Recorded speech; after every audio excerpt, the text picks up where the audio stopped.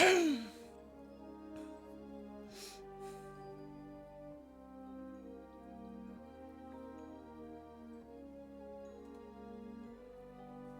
everybody. It is Tuesday today, I think.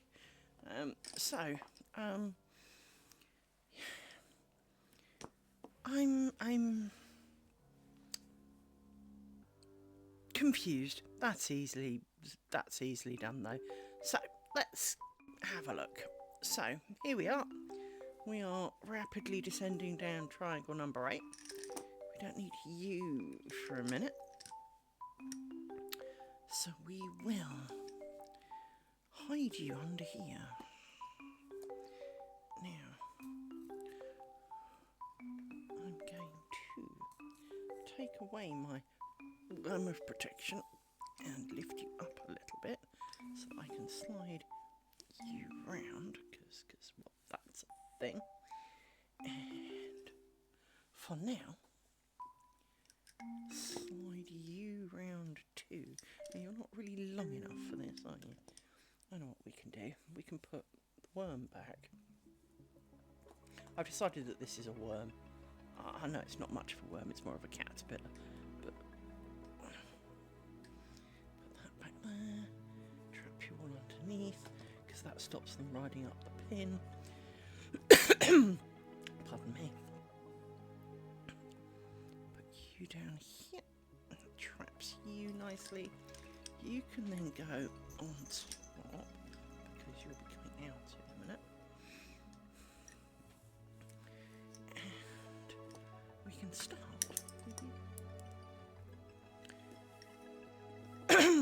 So, you come out of there, you need to be twisted. We need you. You all need to be twisted. Right. So. Oops.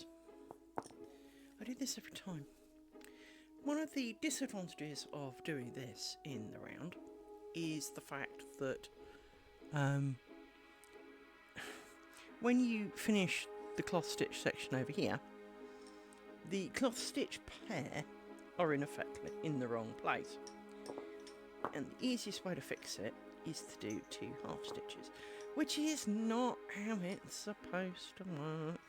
I'm aware of this, but it is how it works now, because that means it ends up where it should, or where, and because you may have noticed, these ones are really full of string, and these ones are not. I wasted a lot of string doing these bobbins, because last time I hadn't done enough. Well, this time I slightly overreacted, and frankly I'm not quite sure how much I overreacted, but let's just say I've got a horrible feeling that I probably could have made a king-size bedspread with some of them, because that seems to be where I'm at with that. So, definitely did too much. Problem is, I don't think I did enough that I can double down. So, take each of the bobbins, get a new bobbin, wind half of it onto it, because I think that'll be too short. Because of course that would be about right, wouldn't it? That would be just peachy. You're too long.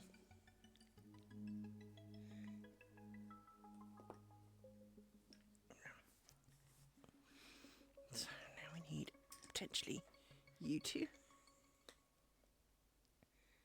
And twist.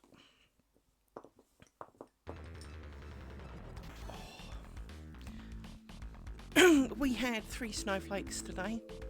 The whole of the UK died, I think, is the short answer to that. We don't, well, I say we, they don't do well in snow. I love snow. I have no problems driving in snow. I absolutely love snow. I have never had an issue driving in snow, even when everyone else was. One of the most horrifying driving experiences of my life was, there's a road near here. It's a 30 mile an hour road. It's a built-up area. And it is so wide that, frankly, there's an inset row of kind of parked cars, but they're kind of in little, I call them divots, but they're like sectioned off parking chunks, but it's like obviously an extra lane. And then there is a really wide, you know, up and, you know, down lane kind of thing. But they are each wide enough, arguably. It's not technically wide enough, which is why it's not a dual carriageway, but it's basically wide enough for 2 cars to pass without really trying very hard. It wouldn't be that tight a squeeze. So it's a really, really wide road. And the day before, a number of us had gone up north. We'd travel a couple of hours on you know, to get there, to get our black belts for karate. And we were distinctly quite proud and tired because obviously, well, normal karate lessons were then 90 minutes. Your black belt grading is generally 4 or 5 hours, so you're not used to doing karate for that long. And of course, it's an exam, so you're, you know, whereas if you were in a class and you were getting a bit tired, you'd probably slack off a little bit. It's your exam. You do not, you know, you are constantly under surveillance. You would not dare slack off in your exam. So frankly, you know, death, you know, minor death was had. Most of us felt like death. And we all got a phone call that evening. Oh, there's an exhibition. We're doing a training thing tomorrow, which we'd all not signed up for deliberately because it was the day after. We've decided you must attend. You won't have to pay for it. Oh, that's nice. But you must come. My gi's still wet from yesterday. Not as in wet from washing it, wet from the sweat of, because I hadn't, you know, we all got home and kind of sat there going, don't talk to me, don't move me, I'm just gonna, like, sit. Because that's about what we were fit for. So knowing that we now had to go to this stupid thing the following day, fine. Well, it had snowed quite a lot the day before. And it snowed a bit more overnight. And I set off. I was leaving. I'd set off super early, knowing that it was snowy, knowing that I was going to find idiots. So I allowed for all eventualities, including someone trying to take out my car. Ring, ring. Please? Yes. Can you give us a lift? Because we bust my car yesterday. What? Well, we broke my car yesterday because when we were coming home, we skidded and we ran into something and we've bent the chassis of my car. Okay. Yeah, I can come and get you, I guess. So I did. But of course, they were the opposite direction to where I was trying to go. So I went up this really, really, really wide road. It's the main road, and I thought, main roads are clearer as a general rule. Rather than going the cross-country route, I will go through this. I should have gone across fields. It would have been easier. I got stuck behind a lady. God help her, she couldn't drive. In a 100 BMW series thing. And literally, she obviously revved the crap out of it. Never rev your crap out of your car in the snow, except to warm it up a bit. So the arse would sway all over the place, because of course it was rear-wheel drive. So she'd have moved like 1/4 of an inch further forward, and then she'd stop. She did this. The road itself takes normally less than a minute to drive up. Even though it's only a 30-mile-an-hour road, it's really not that long at all. It's a bit of a slope. I mean, a really gentle slope. I mean, as a cyclist, it's probably worse as a cyclist, but as a driver, yeah, you barely even notice it's a slope. You only really notice on the way down. You don't really notice on the way up it's a slope. It's that little of a slope, right? And you only notice on the way down just because you can see some of the roofs in the distance a bit higher, right? It is very, very not slopey. It's, you know, it's not like one of those, you know, 4-in-1 jobs, right? It took her 90 minutes to get up this slope. I was about to... I've never felt more rage-filled in my life. To the point, I'd phoned the person I was trying to get to pick up, say, well, where are you? She was going, where are you? And I said, about 3 yards from where I was half an hour ago. It was just one of those. I got to a roundabout and I just tore off. Yeah, it was... I have no problem with snow. I have a problem with people who do have problems in snow and insist on going out in the snow. If you don't like it, don't do it. If you are not confident... I mean, obviously there's a bit of catch-22. You've got to go out in it to be confident. Why am I confident in snow, Liz? First time I ever drove an automatic car, which in some countries is perfectly normal to do. Over here in the UK, we quite like changing gears for ourselves, frankly. I didn't add some, did I? No, idiot.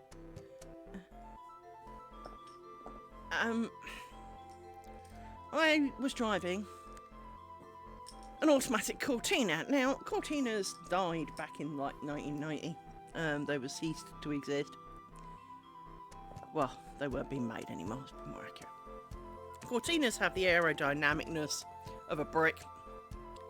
They were also rear-wheel drive. And automatics are inherently harder in snow for the simple reason you don't control it. It thinks it knows best. And there's no, like, weather button, no anti-skid technique, no. Cortinas didn't have anything. They had, like, one speaker for its radio and kind of winkers, and that was it, right? It was very much... It was the rep car of its day. Yeah, in the 70s.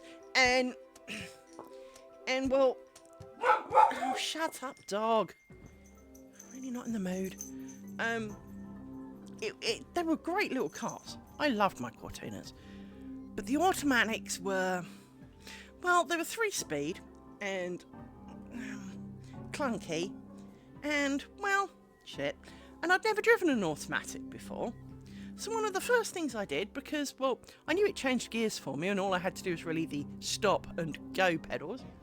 Well, I hit go gently, because I'm not stupid, first out the driveway. And of course you do change gears, but I tried to change clutch. Stomped on the brake like nothing else, because the brake pedal on an automatic, for some unknown reason, is like 5 feet wide. Nearly skidded into the curb, backwards, admittedly.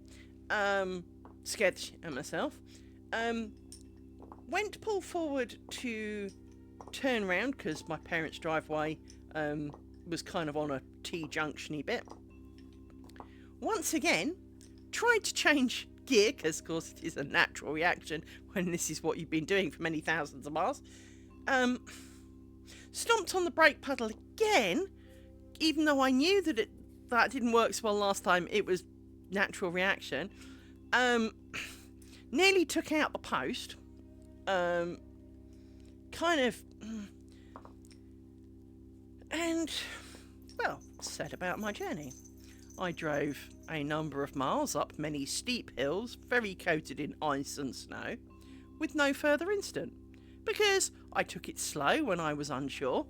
I braked early, on slow and gentle. I drove gently in my stupid rear-wheel drive, which frankly you could skid the crap out of even in a bit of rain.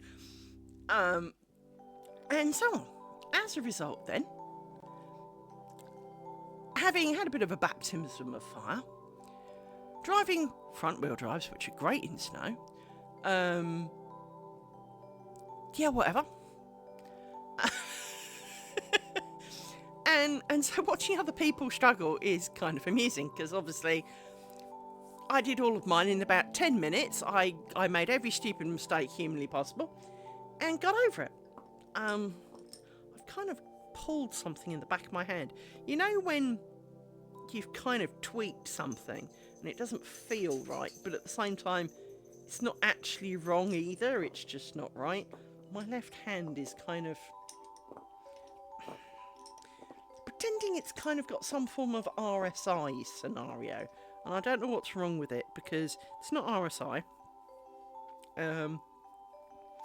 but it's kind of weird. Anyway, so yes, I've never had problems. I can drive strange cars in the snow. My last 2 cars, was it last 3 even? I think it's last 3. Each time I bought a new car, the next day it snowed. Whatever. It's, yeah.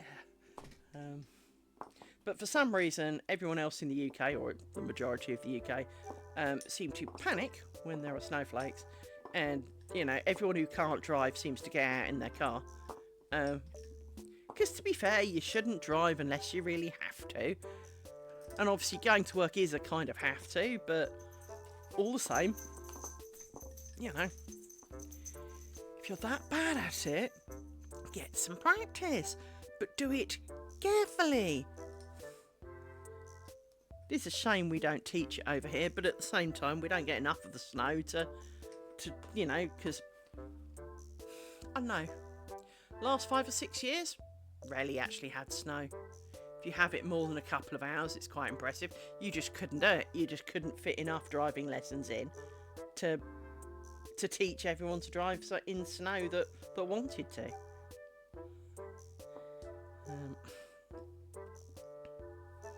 So yeah.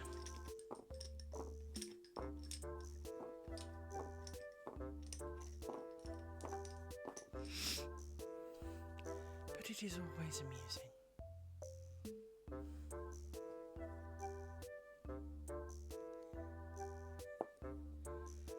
Because, you know, we get the thing, you get the weather alerts, oh my god, heavy snow! And you look out and there's like 3 flakes, and you're going, nope, that was it. That's heavy, is it? Okay. Someone call Switzerland and Poland and Russia. Tell them we've got heavy snow and they will laugh.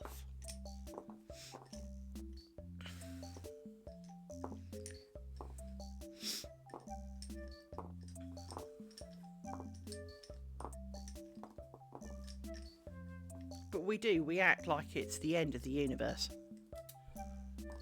It is quite amusing from that point of view, watching the overreactions and the panic buying of, you know, 96,000 toilet roll, and you're like, I'm actually planning on crapping in the next day because it'll be gone by about a day.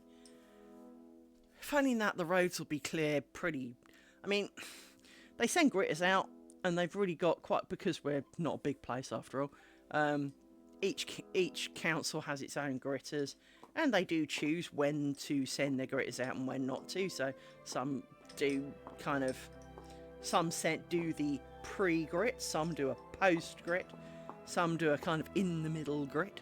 But most of the major roads will be done. So realistically, you've got your road, the road you're going to, and maybe a couple more, depending, that won't have been gritted.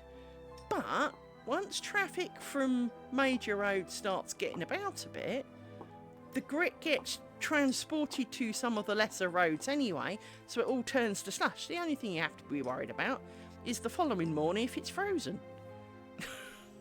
Because then it's really fun. Because it's ice underneath, maybe a bit of snow. Because if it snows on top of that, that usually is a bit of a recipe for disaster. But even then, brake like it's snow on ice, and when you discover it's not, drive a bit more.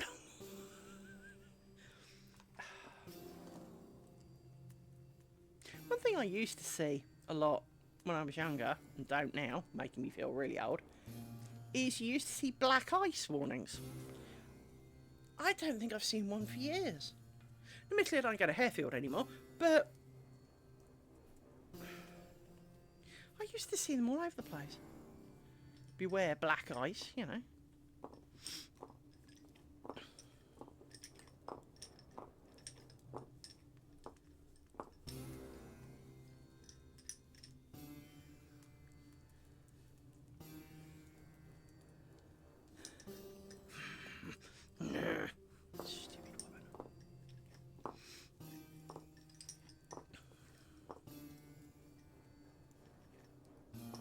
this isn't working out for some reason. Let's see if we can work out why not.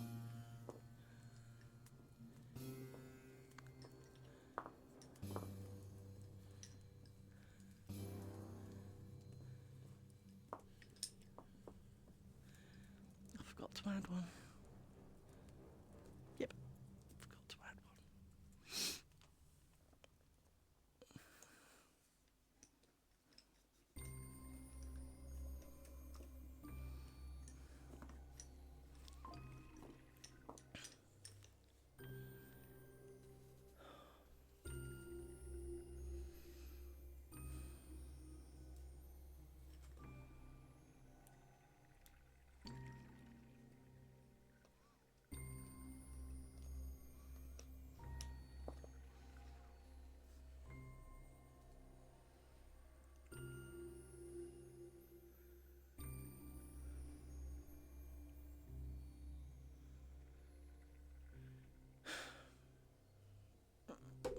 Just check something. Oh look, moderate snow till 10 o'clock tomorrow. Really?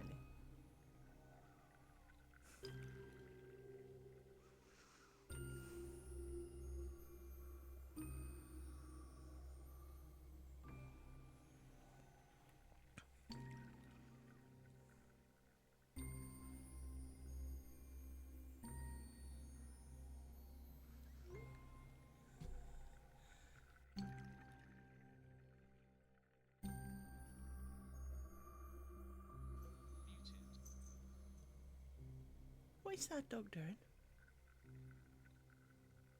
Amy! What were you upstairs doing that you shouldn't be? And why are you licking your lips? What have you found and taken upstairs?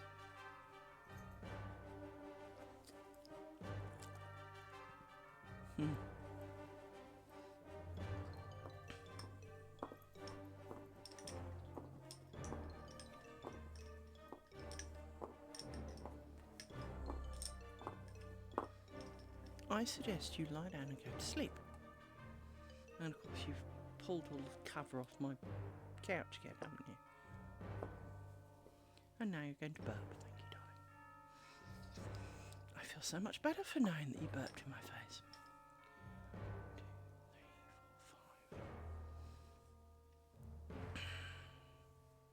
2, 3, 4, 5. So I was trying to put off the additional bobbins, but, well, can't put it off anymore, so... You can go back. Oops, pin. Scratch myself on a pin. See, I told you I pulled the skin off the top of my finger. It's looking better today, so I let it out in the air because, well, air's good for it.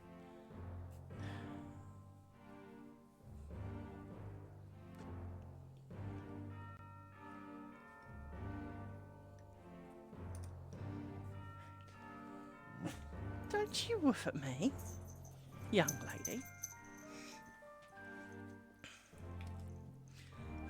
Push that back together as well, you miserable dog.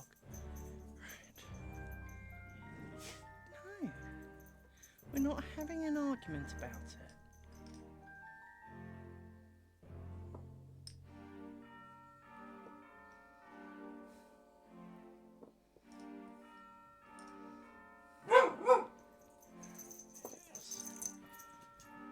The joy of dog. Especially little brown ones. Irritating little brown ones.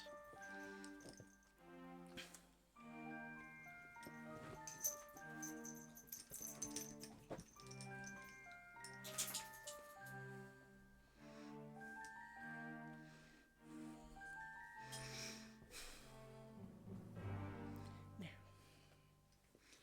you are...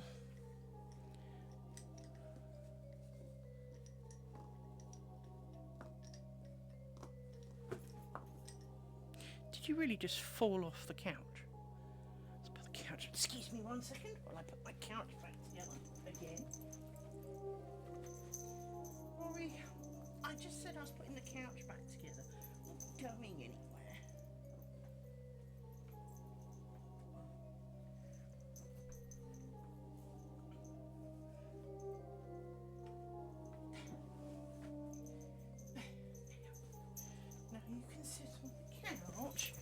that better? Goodness me. Dogs. Amy. Darling. Ow! Oh, you're a little mountain goat. Oh. Your ears. Come on, off you get. Ow. Got dog hair in that skin flap. It's now come off. Excellent. Thanks for that. Right, where are we at? We need you. And not you. Or you. You are next. And you are last. You have come out of you. So we will put you back in. So it's a bit safer and tidier. And put you on top of that one. And up out the way. There. Now that finger really smarts now. As you can see, it's pulled the skin off. So I know what's going to happen next. So let's deal with that now. Ouch, ouch, ouch, ouch, ouch. Stingy, sting, sting, sting. Just what I need. Right. Flip you over. And oh, it's really stingy. And yes, I feel like I'm being a bit of a baby, but it really does actually quite hurt. Maybe it's just the mood I'm in. Ads in 3 minutes.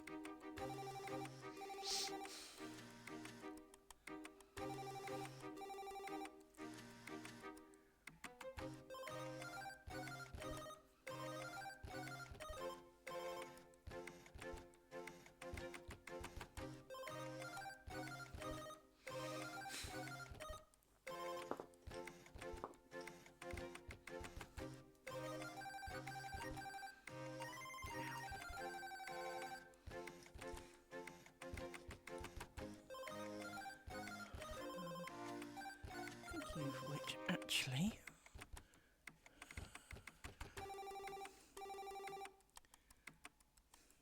so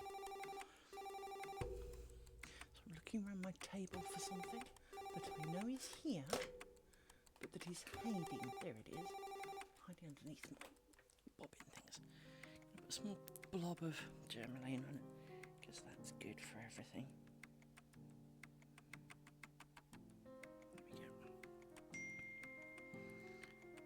Message from co-worker.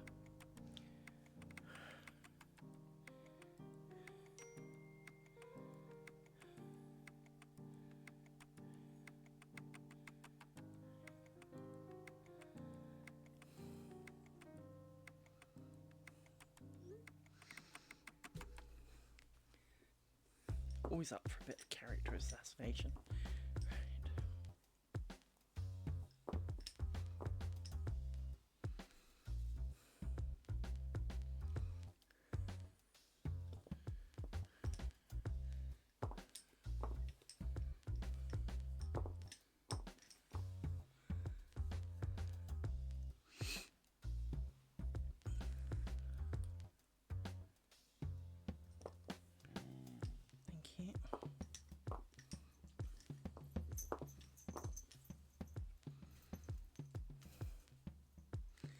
Having children who talk back.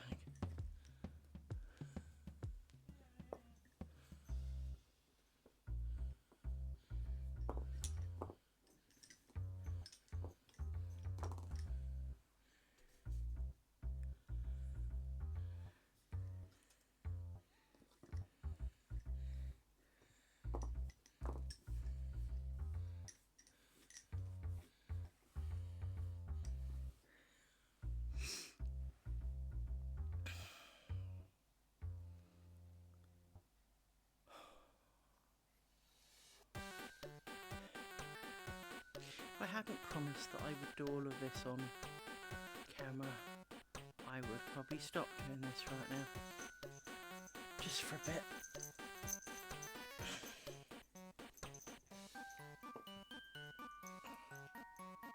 Especially with no one watching.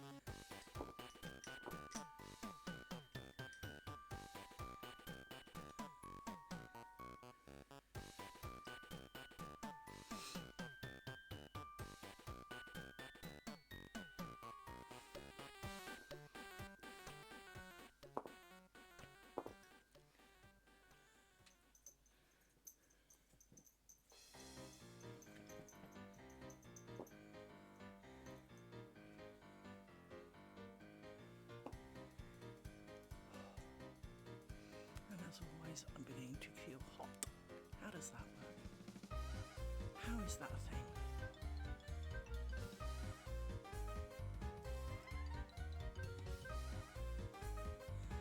Amy, you're not eating or drinking anything. Can you stop?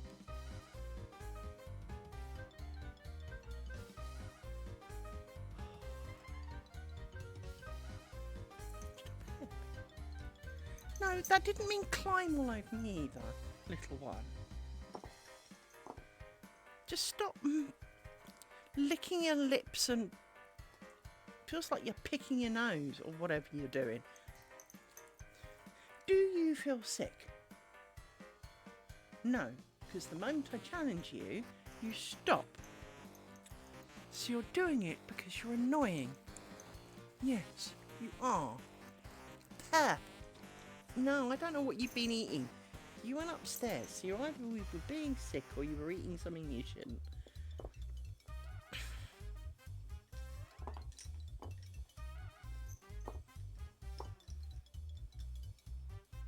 Just lie down. Oh, I know what the problem is. Here, have my cushion that you love to destroy. There you go, you have my cushion. Because it wasn't like Rory was using it much, was it?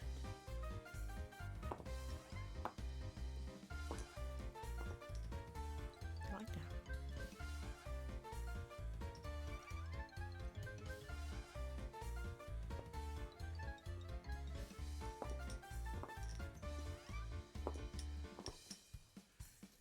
Lie down.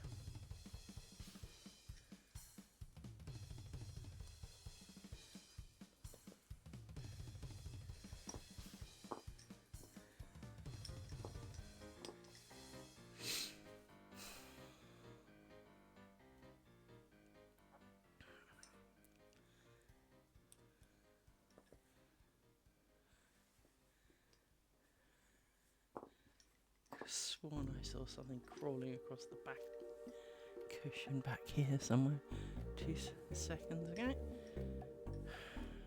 mind.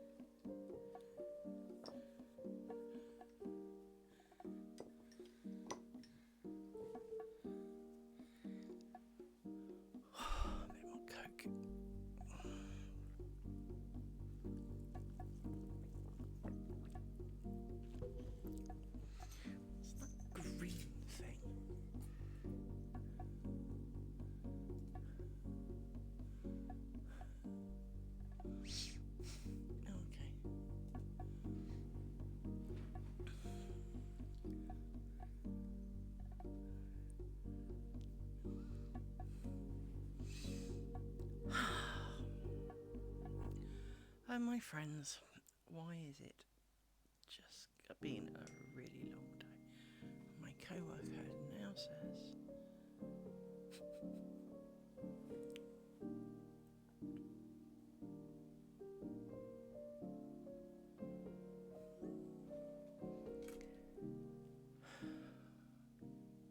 Back to the character assassinations.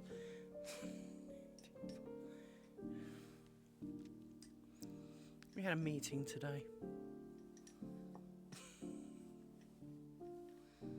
That should be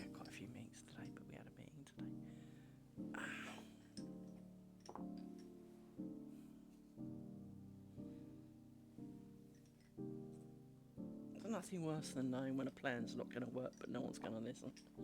But never mind. Whatever.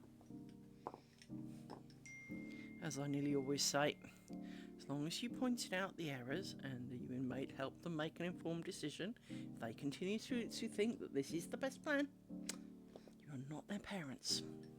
They're grown adults. You helped them have the information they needed to make a better choice.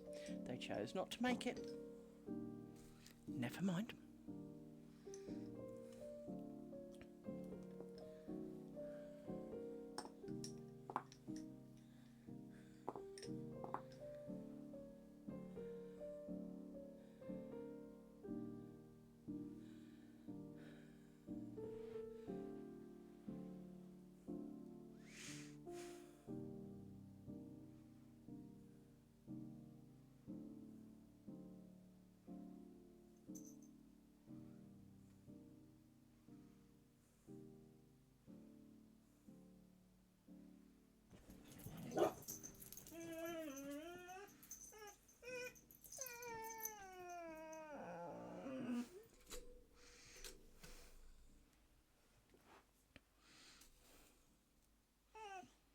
Amy, you're an annoying bag of fur. You really, really are.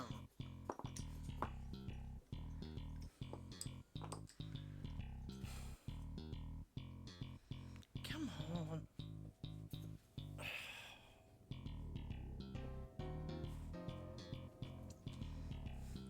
Yes, I know there isn't really space for their Rory now, but you got off, and she decided that she wanted to sit there too. A stick-worthy amount.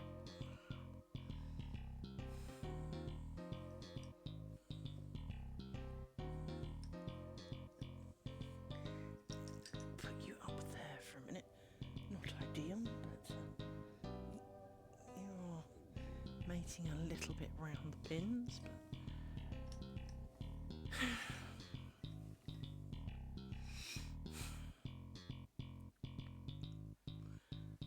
Let me see if I can't part you out of some of the pins.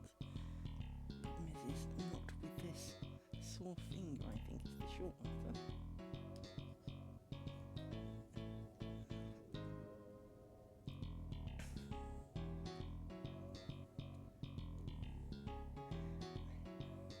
It's a bit better. Perfect. We're trying, people. As I've said quite a few times, I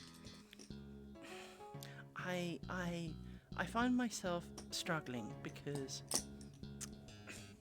from your perspective, this cannot be the most fascinating thing you'll ever watch. I mean, I'm sure there is passing interest, oh, so that's how that works kind of level of interest. But the truth of the matter is that it's not really a spectator sport.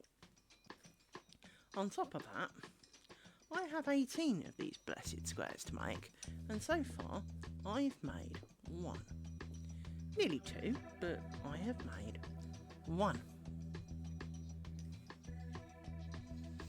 Well, you are here, Nautica, and as you know, I have deep, deep gratitude for you as a person as well as you as a viewer. However, I am,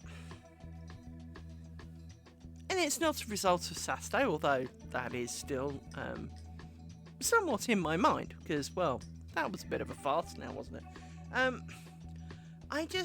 I want to do this.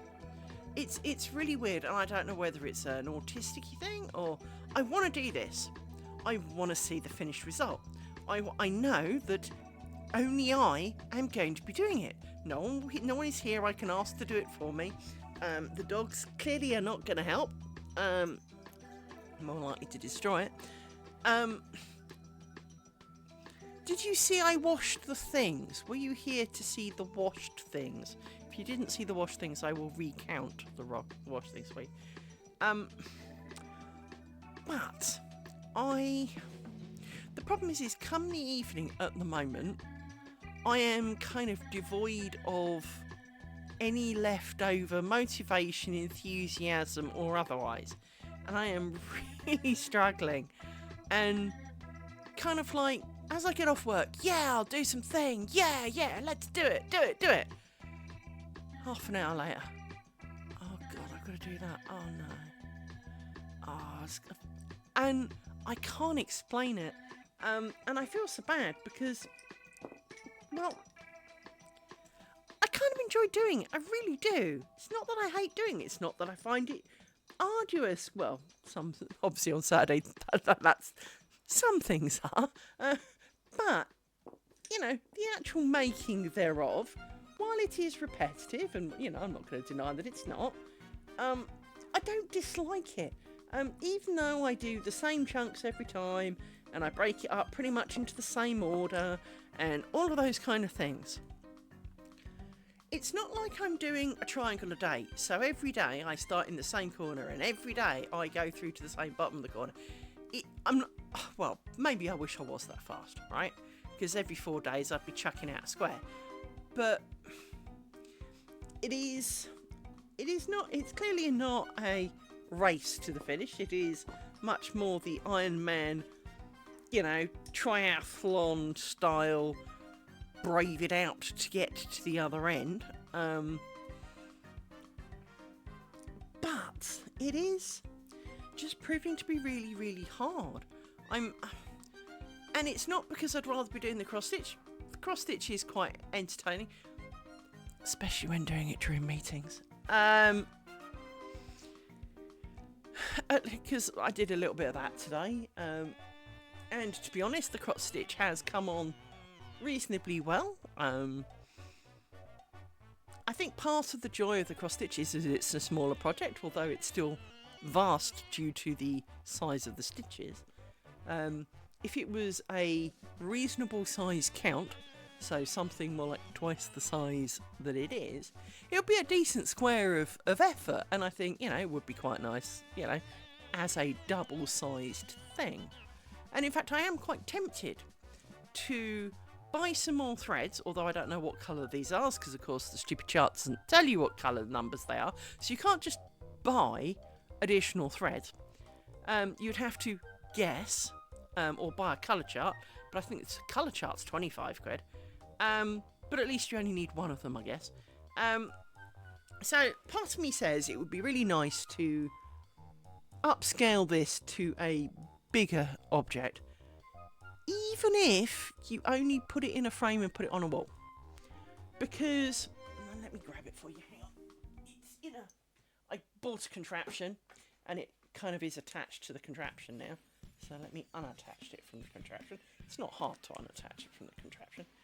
In fact, it's a lot easier than it sounds to extract it from the contraption. Only when you don't want to extract it from the contraption. When you want to get it out, of course, it becomes more awkward. So, here, for example, I've done most of this top right-hand corner now. And I've got one more line here, and then I do the across bit. And I will have completed, come the end of that, the outside edge in that colour. Now, there isn't a lot more of this colour to do, she says, thinking, don't think there is anyway. I've got plenty of thread left though. I've got tons of thread left though. Let me quickly look at my thing. And if I do...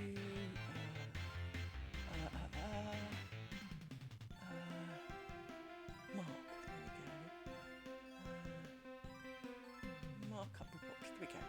So, I have done 21,089 stitches of this stupid bloody lilac, and I've got about 500 more to go, which is round about 1/4. So there are not that many more to go, and yet, she says,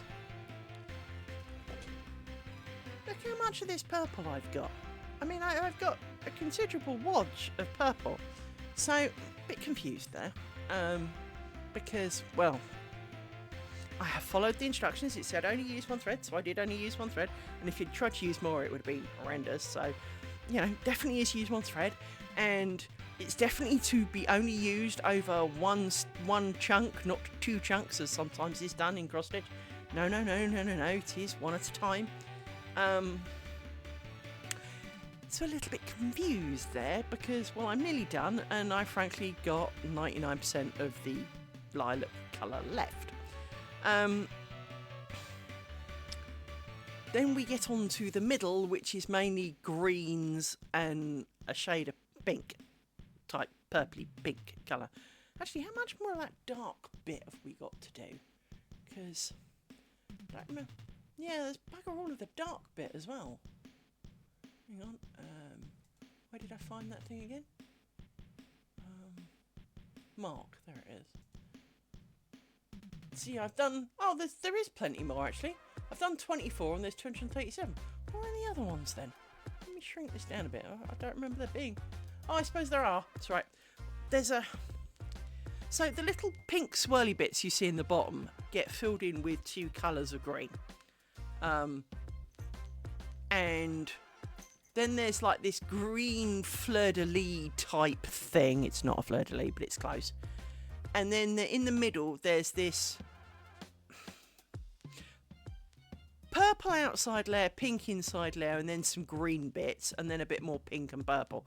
So there is considerably more of the dark purple, but not the pinky bit I've done for the swirls. There isn't I mean, there is more pinky bit, but it's not a gratuitous amount of pinky bit. So yeah, I've kind of got, well, a chunk left, to be honest, of the grey bit. In fact, if I show you this, hang on, and you'll see what I mean. Hang on. Oh, I don't have a thing for this. Let's borrow you. There you go. So if I do that, you can see the little green ticks are the bits that I've done. And from that, you can tell that I've got this kind of grey section near the top to go for the grey. It looks grey. It's technically lilac. Go with me. In fact, if I do this, see, it's called lavender blue light. Yeah, but I've got that, and then I've got some fill in the little pinky swirly bits, and then I've got these green kind of fleur-de-lis bits and this pinky purpley flowery greeny thing in the middle, which is a considerable amount of work, let's truly be honest. But hang on, I've done 2,340 stitches out of 4,760. So I have pretty much done halfway, which is actually marginally depressing, because anyway, yeah. Oh, never mind, hey people. I don't know what I've done to my left hand. There's this just random, cause it's not every time and I can't do it when I want to, and it's not, usually I get a kind of an odd sensation between this bit of my hand here, but this is more this bit of my hand. Fuck knows what's wrong with it. It's probably going to fall off or something, I don't know. If it does, I'm sure the dogs will eat it.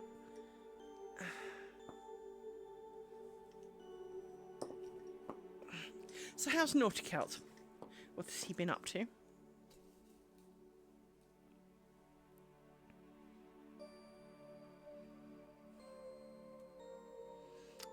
And as I said, did you see the washed outcome? Because I washed the 2 bits we did PVA glue on. And I have news.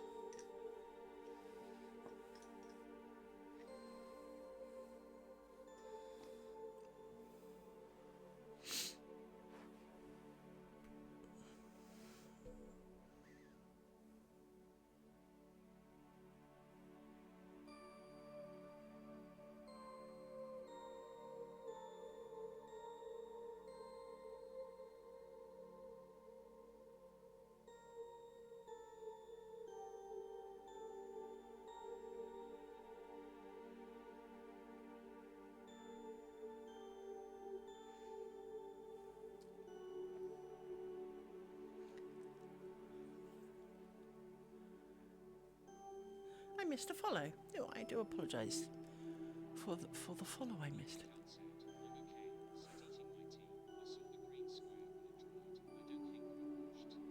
Right. Okay, so let me show you what happened to the washed bits. You may recall we put PVA glue on the green bit and the white bit. Didn't really show so much up on the white bit, but we put some on the white bit just for the shits and giggles, because we wanted to see if it stayed like a starch or not. So, here is the green one, and here is the white one. They're still alive, and I was quite violent with them. Now, I put them in, I can't really show you this, but I've got a pint plastic beaker. I put it in there, filled it with quite warm water and some soap, swirled it around a lot, then stabbed it a lot, then scrubbed it a bit, then poured out the hot water. I will zoom in a minute, don't worry. I poured that out, put in cold water, which is like to shock it, for want of the wool scenario.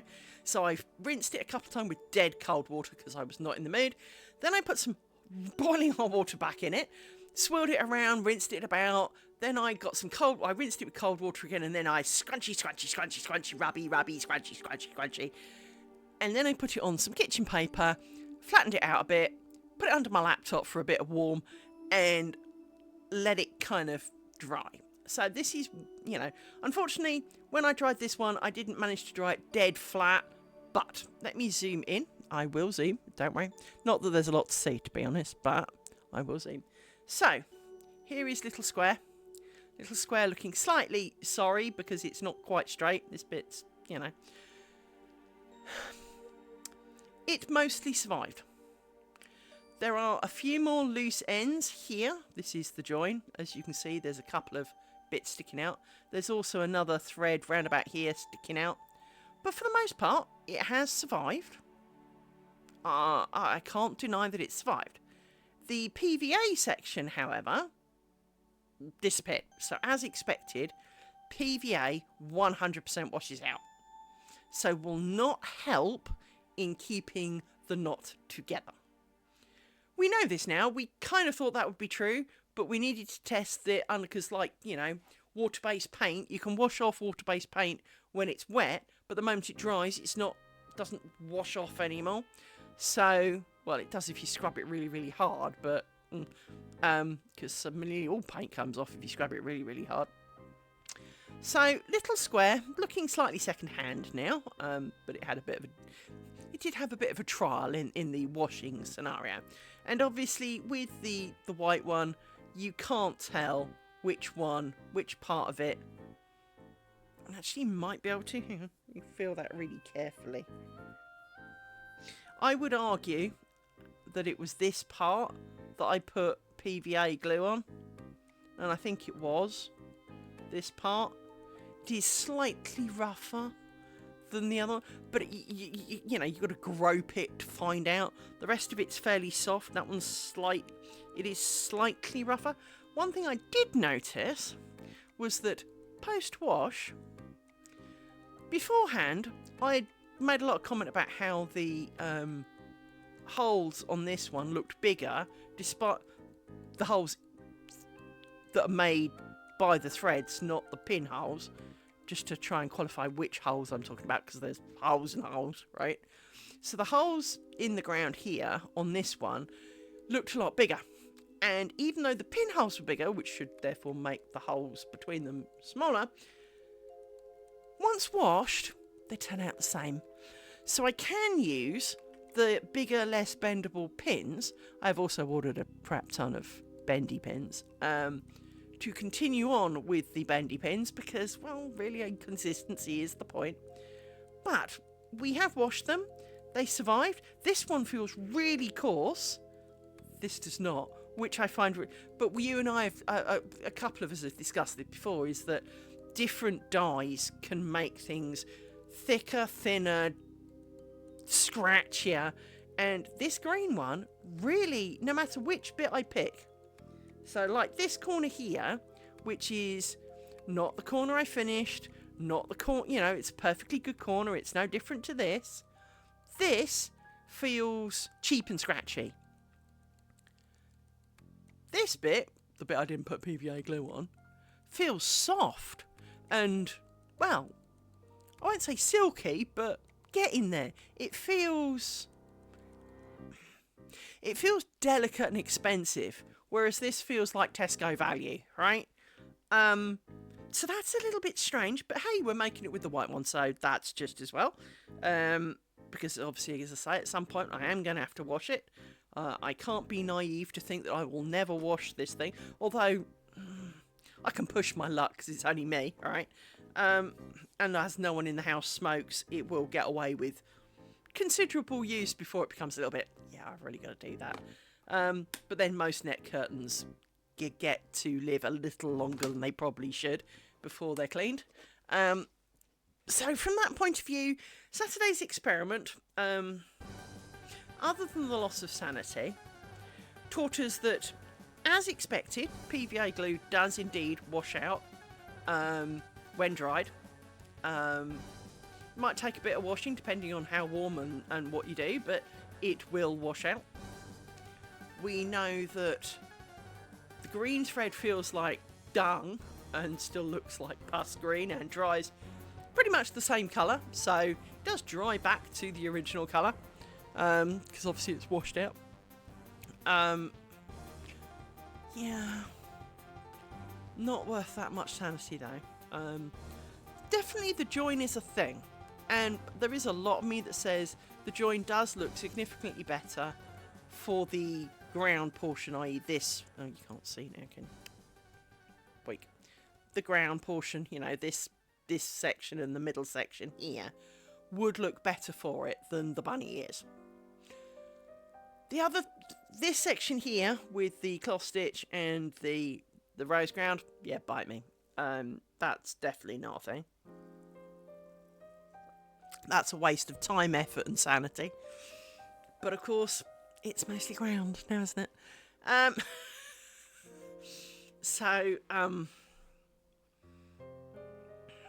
Yeah,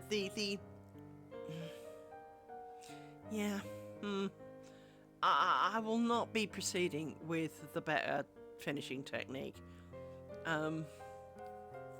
It's just not worth it. It's really not.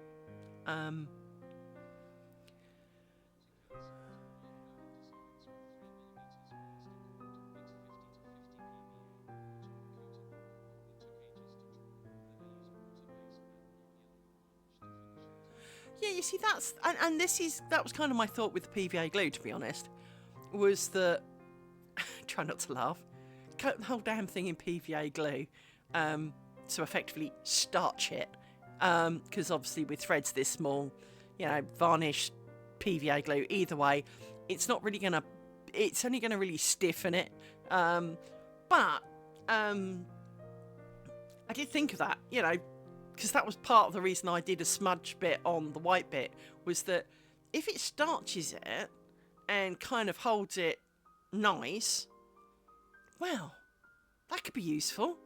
It'd be really good for bookmarks. I do actually think it'd be great for bookmarks to douse the bookmark in some PVA glue, because I won't say it will make it it will make it, say, more water resistant, so if someone accidentally spilt coffee on it, it might survive.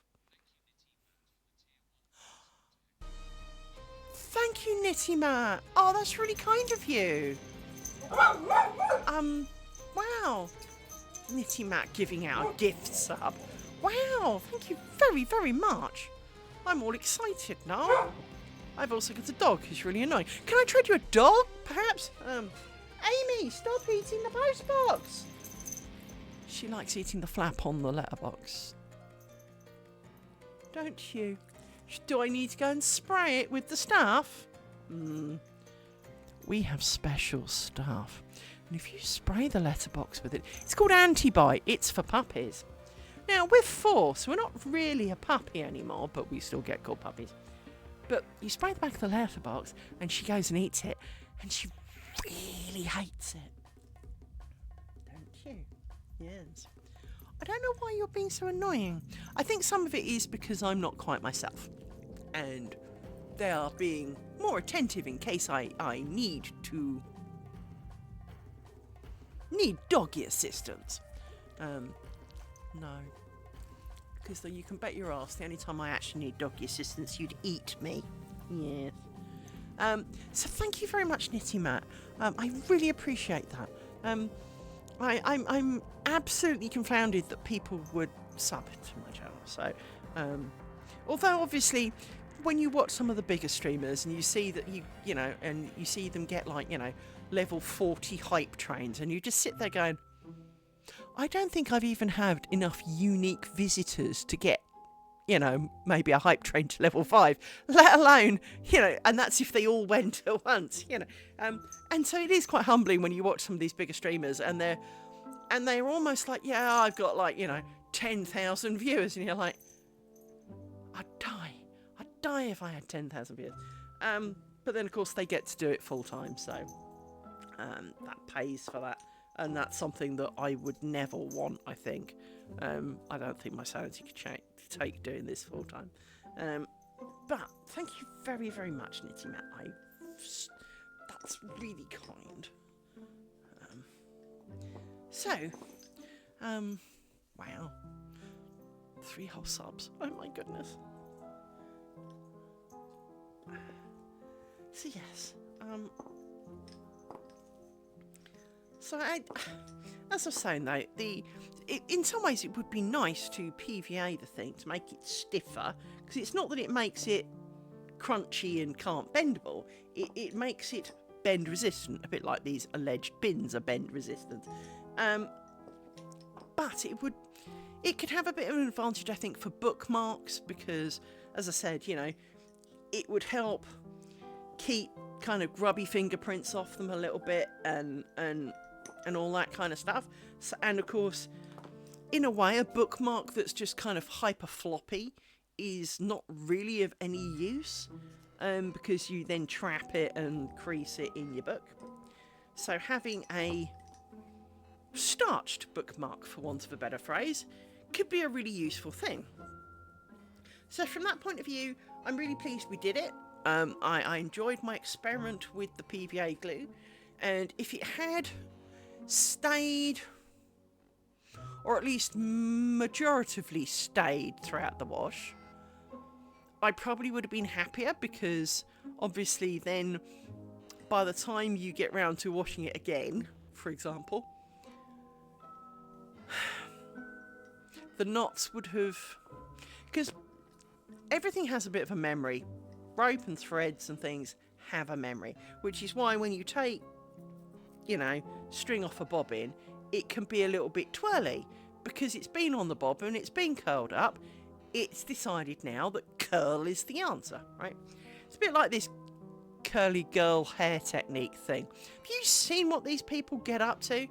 Oh, I've got curly hair, says the girl who brushes it, ties it into a little ringlet, then puts a ton of product into it and makes it another ringlet again, because, well, the first one's died by now.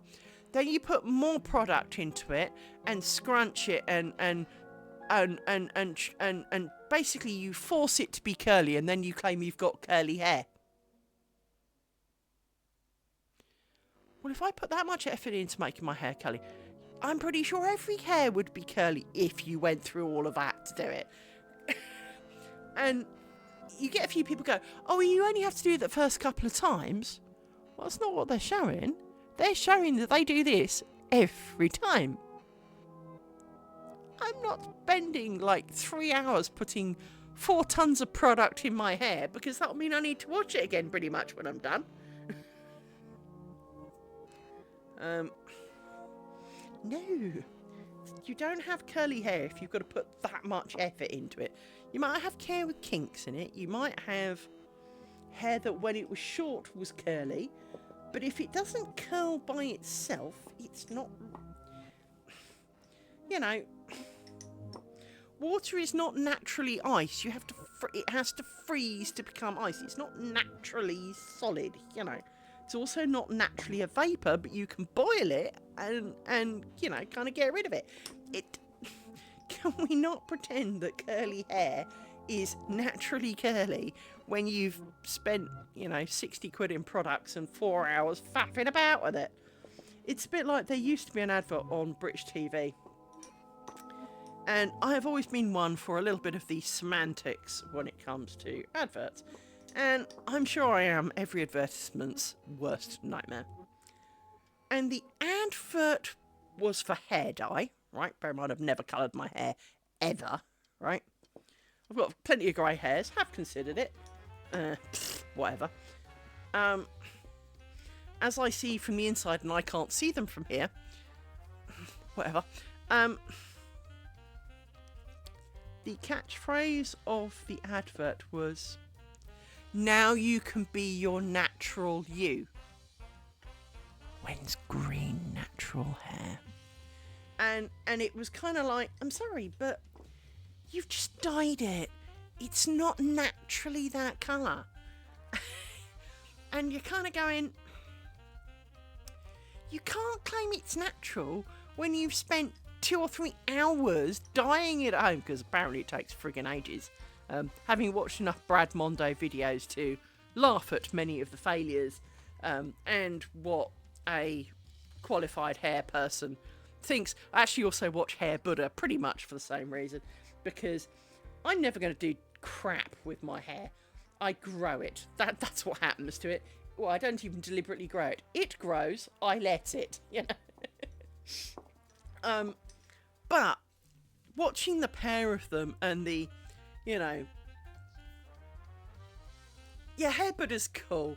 But it is watching all these people spend hours bleaching their hair so that it's kind of, carrot orange, and expecting to put, I don't know, pale blue on it and have baby blue pastel hair or something, and you're kind of going, I'm no hair god, because, well, I've never even tried, but even I can guess, adding pale blue to bright orange, it's not going to result in pale blue.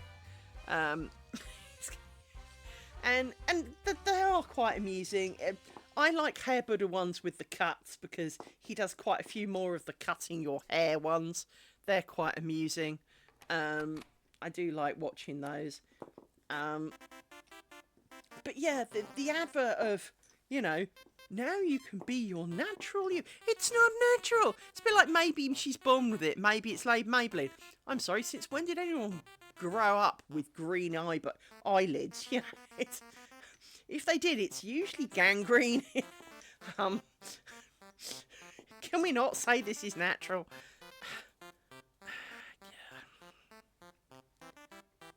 There was another one. I can't remember what it was. Was it Simple? The Simple range of kind of hair wash body products with no colours and fragrances in. And they had this woman, and I know she was probably 30-something, and literally they had her kind of squint so that she had loads of lines by her eyes, and they must have coated her in coal dust, because even from a distance you could see that the lighting on her didn't match these dark lines, and that when they did stuff and it all magically went away, she just kind of washed her face, and it was kind of like, I'm sorry, that's not normal, and you saw kind of a close-up of it, and it really didn't look quite right, and you're kind of going, I know that you want it to, make it look a little bit better than it truly is, perhaps, but there's ways, right? What's he saying now? Yeah, I didn't get that. Hang on, I've got to respond to that.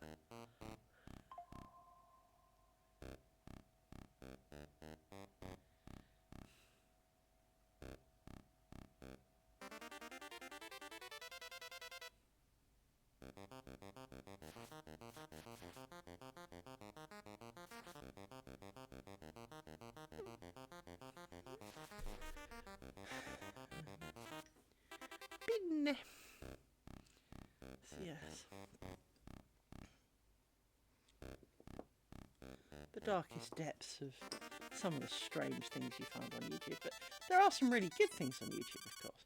But there's also the, how did I get to myself here? I remember one bored day, mooching around on YouTube watching videos, and yeah, I'm not going to say I'm up for a bit of Dr. Pimple Popper, just because, you know, sometimes it is a little bit, it's not for the actual popping, to be honest. It's more for the, you had like an elephant on your shoulder the size, or a volcano on your shoulder the size of like a 42-inch TV, and you didn't poke it. How did you not poke that? What kind of human being would not have poked that at any point? Moreover, you've lived with this for 20 years and you're really embarrassed by it, but it's bigger than the rest of you. How would you not have done, you know, anything prior to this? So I find that's more of where I find myself watching it for, is the how big. And it was still people, but it was people from a less Western society. And humongous abscesses of pus, and watching them kind of stab it with a scalpel, and almost like when you see animal ones, because, well, yeah, YouTube showed me them too, but it was more like, you know, a couple of buckets of, and you're kind of going, again, you didn't think to stab that yourself. Now, I don't know whether it's because I'm weird, because, you know, I'm prepared to wear that, but I would have stabbed it. If I had anything like that, well, to be honest, when I have had anything even remotely interesting, I've stabbed it. I stab shit all the time. In fact, I've got special stabbing techniques and devices. I mean, yeah, the mangleworms and botflies. Jesus. I mean, how do they not pull at them themselves? I mean, some of those things are huge. I mean, I'm not going to say it's pleasant, but it's not like they numb their foot up or whatever first. There used to be a dog guy who did mango worms on dogs. And he would be like, you know, 1,000, 2,000 kind of thing, right? And you're sitting there kind of going, I felt very sorry for the dog, obviously, but the dog looked like a wretched colander by the time they finished. And you're kind of sitting there going, all they do is squeeze them. You could squeeze them too. I mean, it's not like they spray them with something, an oil or something, so the mango worms start to suffocate and come out, and then they kind of grab them like the botfly bits. No. I mean, you almost become an expert by watching some of these. I mean, we'd probably be crap at it, but you start sitting there going, oh, no, that was a silly idea. They didn't want to do that. No. And you become a hell of a backseat driver at it. But yeah, the botflies. Those botflies can give you the serious willies, because they can be really big. The problem is quite a lot of the thumbnails for the botflies are fake, and you know that's really disappointing. There's quite a few pimple poppery kind of style ones that are fake as well, and they'll show you know, like this face covered in billions of monster huge blackheads, and then the actual guy's got like 4, and you're kind of going, baited, huh? Mm-hmm. Being, you know, something. It's the other one is the, oh, this splinter was in her toe and it's about 7 inches long, and you're kind of going, 20 minutes of procrastination, and oh, this is going to hurt, and oh, are you ready,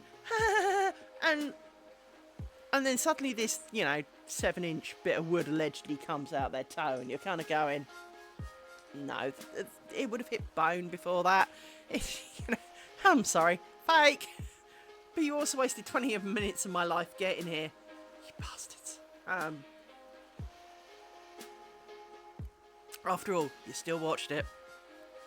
There is definitely slide to YouTube where you start off looking at, cats doing silly things like, being frightened of cucumbers or something, or tin foil. And the next thing you know, you're watching pus drain out of an elephant, and then suddenly it's botflies, and you're kind of wondering, I was watching a cat leap off a counter because there was tin foil on it. How did we end up at botflies and, parasites in general? And, yeah... some of them, some of the things, I mean, don't get me wrong, there's some really, really horrific things out there. They tell you not to drink the water in Africa, because there are things that live in there, and don't swim in the water because, especially for men, because there are little fish that like to swim up the outhole and lodge in there, and they've got spines and they won't want to come out. And there's the Bill Hartzier thing, which stupid name for it in my mind because it makes you go blind, not anything to do with your heart, but that goes into your veins and basically worms up your veins and eats your eyeballs, and you're kind of going, ew. Now, I'm not particularly squeamish. That's not true. I am squeamish, but only if I can see and smell it. Except if it's eyeballs and brains. Eyeballs and brains are a little bit off base for me. Mainly because if you think of yourself, as we occasionally do, every memory and every sense that you've got ends up in your head. So every sound, everything you see, everything you hear is dealt with directly by your head. Things that you may feel with your hands, etc., are processed by your head. So all your memories, everything is in your head. Your head is the core computer for your body. Your body, however, is a transport and processing unit. Many aspects of it can fail and be replaced without it's major surgery, but can be replaced without major disability often at the end of it. They can replace eyeballs, but they have already found that, for example, I'm looking at this, my rather lovely tub of Vaseline type product, and the pink that I see on the lid, we all will agree is pink. But the actual colour pink that I see may not be the colour pink that you see. We all agree it's pink because we know that we've been told that this is called pink. But you might actually see a shade of blue. And if you and I were to, let's say, transpose eyeballs, I would now see this as blue. You would now see it as my pink. And obviously for people who have had eyeball transplants, this can be a real issue because, well, then you've got one eyeball claiming it's green and one eyeball claiming it's blue, and it could get really confusing. Now, I do suffer a little from something similar. So one of my eyes, my left one, sees a more reddy colour than my right one. I had to do a quick check because I have a lilac-y coloured purpley cup in front of me, and it's a perfect thing. On one side it's more pinky, on one side it's more blue. So I am aware that eyeballs can see different colours, but we all know that the resulting colour is still the same. And so it fascinates me that A, they can do eyeball transplants, because that's really quite impressive. Can I have better ones, please? But that the colour you see as green may not be the same colour I see as green. We all agree it's green, but it's not the same colour. So the head is the true portion of you that makes you, you. Everything else moves you around, processes fuel, disposes of waste. The rest is literally a transport processing unit. So I am somewhat sensitive about, it's mainly brains and eyeballs, but heads and the contents, because, well, it is you know, they can't do brain transplants. This isn't the man with two brains, you know. And Frankenstein, you know, probably, well, we all know that didn't work out so well for him, so, you know, let's not pretend. So from that point of view, we find ourselves that, realistically, while we can enhance vision and potentially bring hearing to those who lost it, it is, most of the head is not really repairable in the same way as other pieces. And so I'm rather protective of those, because so when it comes to watching stuff on YouTube, gruesome surgeries on TV that they've done over the years, because as a child I really loved the Your Life in Their Hands series, where they did groundbreaking surgeries on TV, gruesome and all. None of this blurred out crap for the sensitive. Gruesome and all. They did things like put metal rods down some girl's spine because she had spina bifida and straighten it.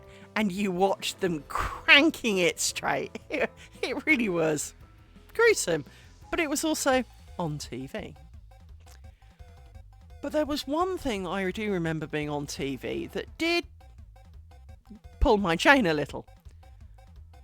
It was 6 o'clock. It was more like 20 past 6. It was towards the end of the main news, the beginning of the kind of nationwide, you know, South news at 6:30 local kind of crap, right?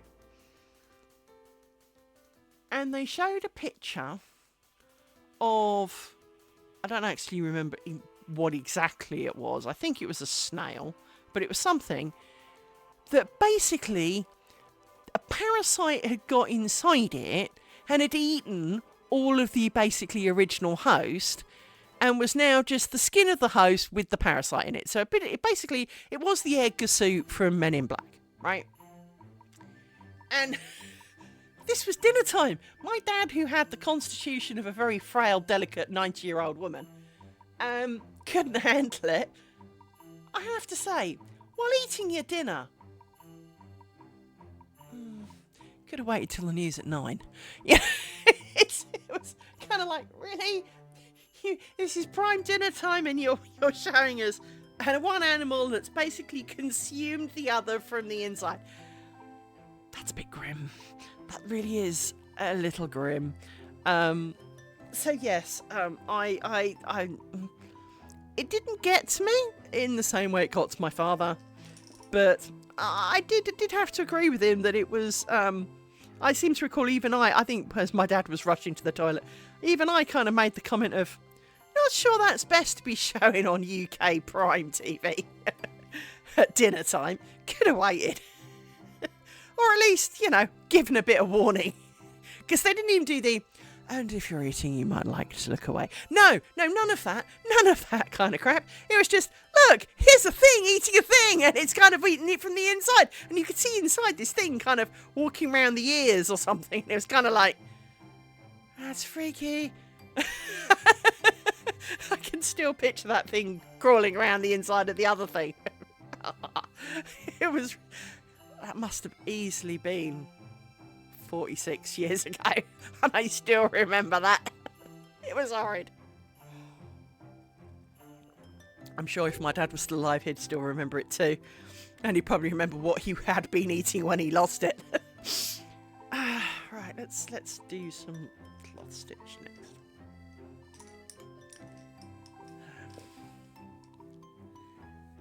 I might take the day off tomorrow. I don't know, I don't want to take the day off. This is the problem, as I was saying earlier. I am struggling a little with this. Not in that doing it, because doing it is not complicated.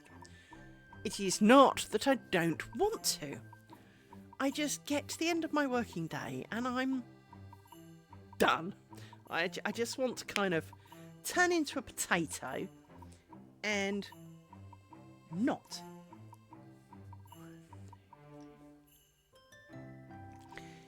And as a result of that, and it's right, I'm just kind of...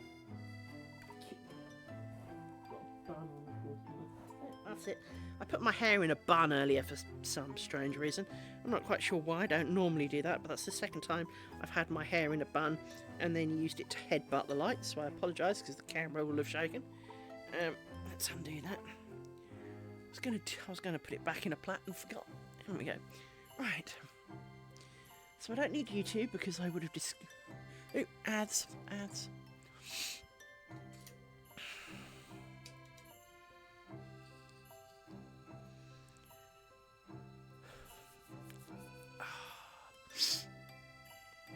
Right, let's go back this way.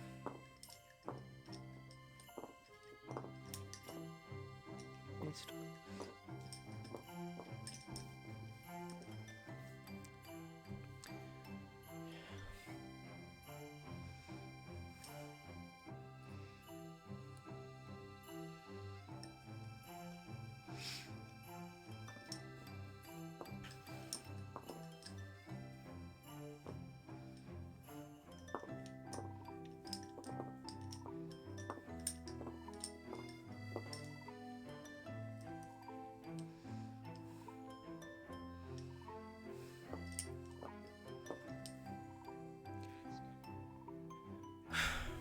Oh, naughty cat, it's Tuesday. How is it Tuesday? How is it not Saturday where I could have, or Friday night where I could be sleeping in? Because that would be nice. Feel like it. I guess I feel like I need a holiday, and the problem is I don't do holidays. I never have. But I think, in reality, if I ever needed one, I do need one kind of now. Which is good, because in December, in a couple of weeks, I'll have the rest of the month off, so... and then that will... the first few days will seem really, really long, and I'll be like, wow, what am I going to do with all this time? I'll blink off fart, and it'll be back to work time, so that's usually how that works out.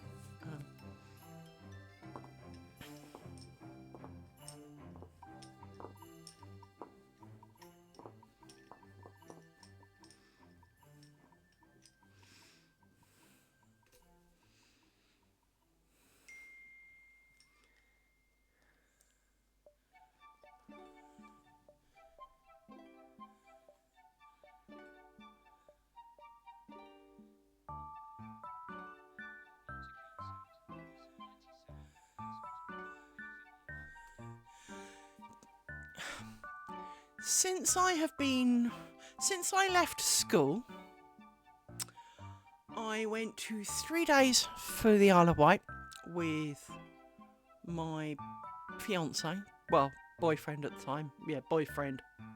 No. Where was I working?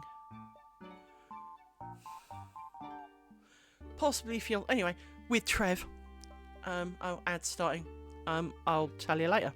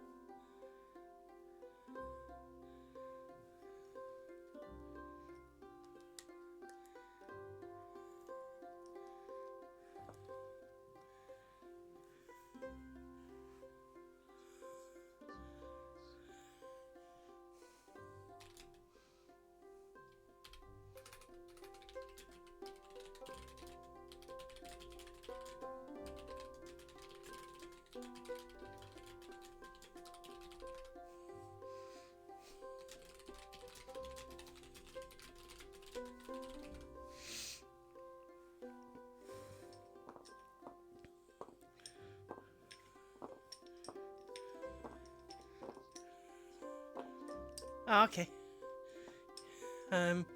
Yeah, I assumed you had the snowflakes.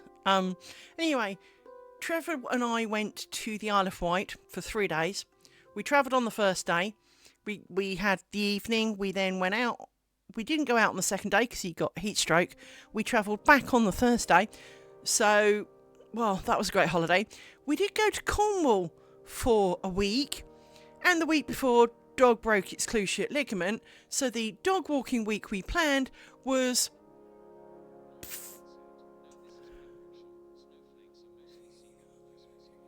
Fair enough. To be honest, yeah, we don't get a lot of snow here either. As I say, we had like 3 flakes, and I've had like constant pings on my phone. Heavy snowfall. Oh look, there's a flake. Wow. It literally is like, oh look, there's a whole flake. It's kind of like really heavy, my fat butt. So yeah, no.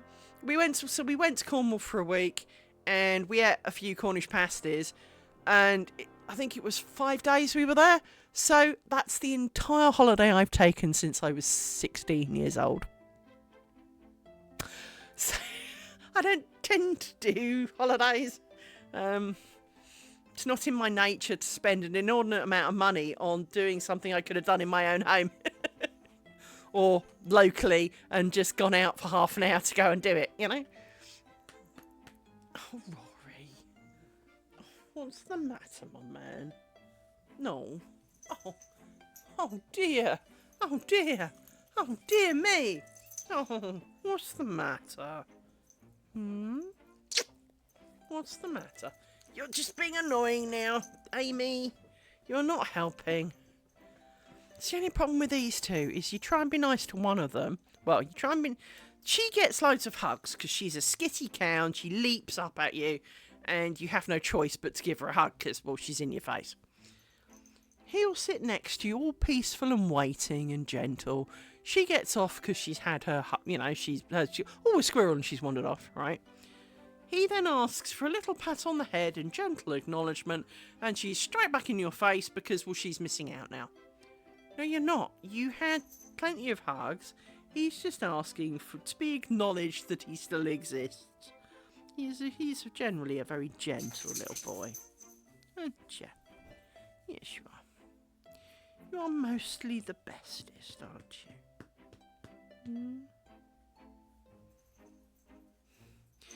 But the problem is he is a little bit like rolling magma, in that if he does want something, trying to stop him is hard going. For it's like, even though he's not particularly a big dog, it's kind of like, I'm moving now, and frankly the tides will turn before I change my direction. He's a very determined little man. Yep, apparently it's cold out. I'm sorry, but just because it's cold, you still have to go outside and pee. Yes.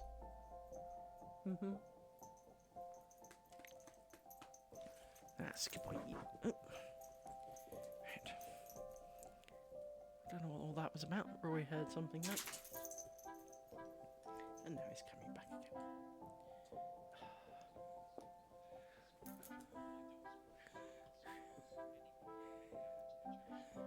Take care, Nautical.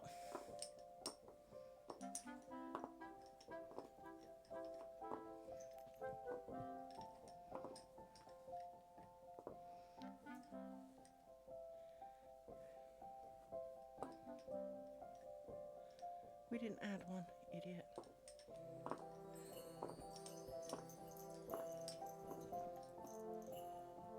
Thank you, Nautical.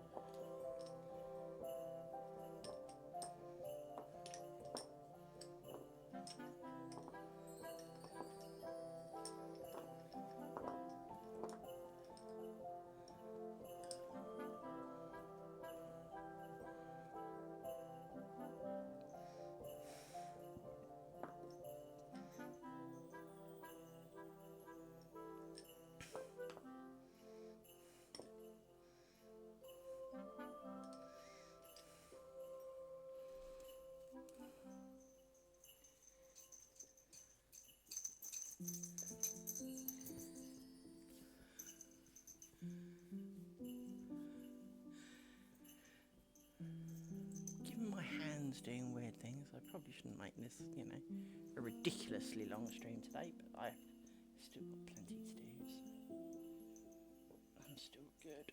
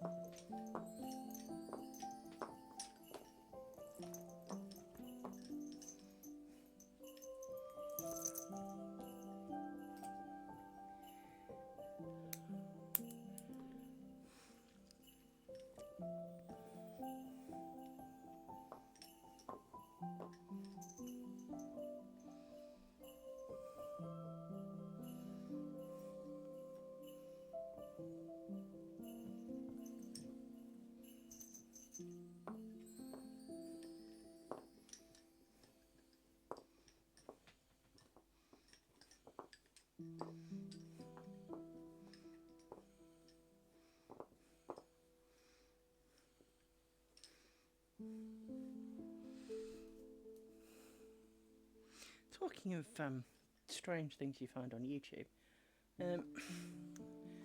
years ago I read the Dan Brown Da Vinci Code, and I quite enjoyed it. I quite enjoyed the film. Obviously there's a lot more in the book, but I really enjoyed the film.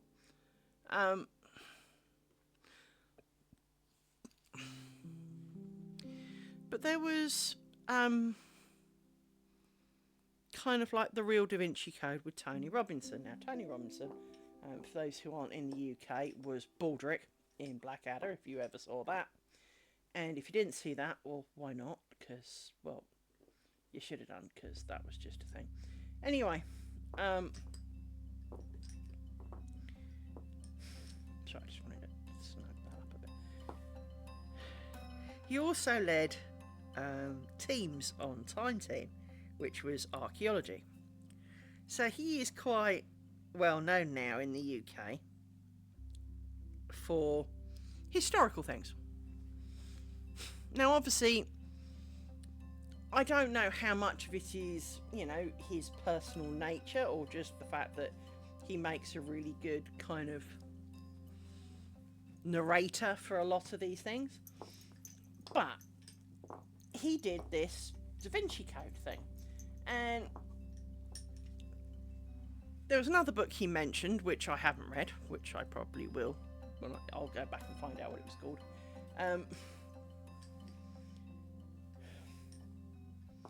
But in essence, he was, you know, he was going on about, you know, what constitutes the Holy Grail.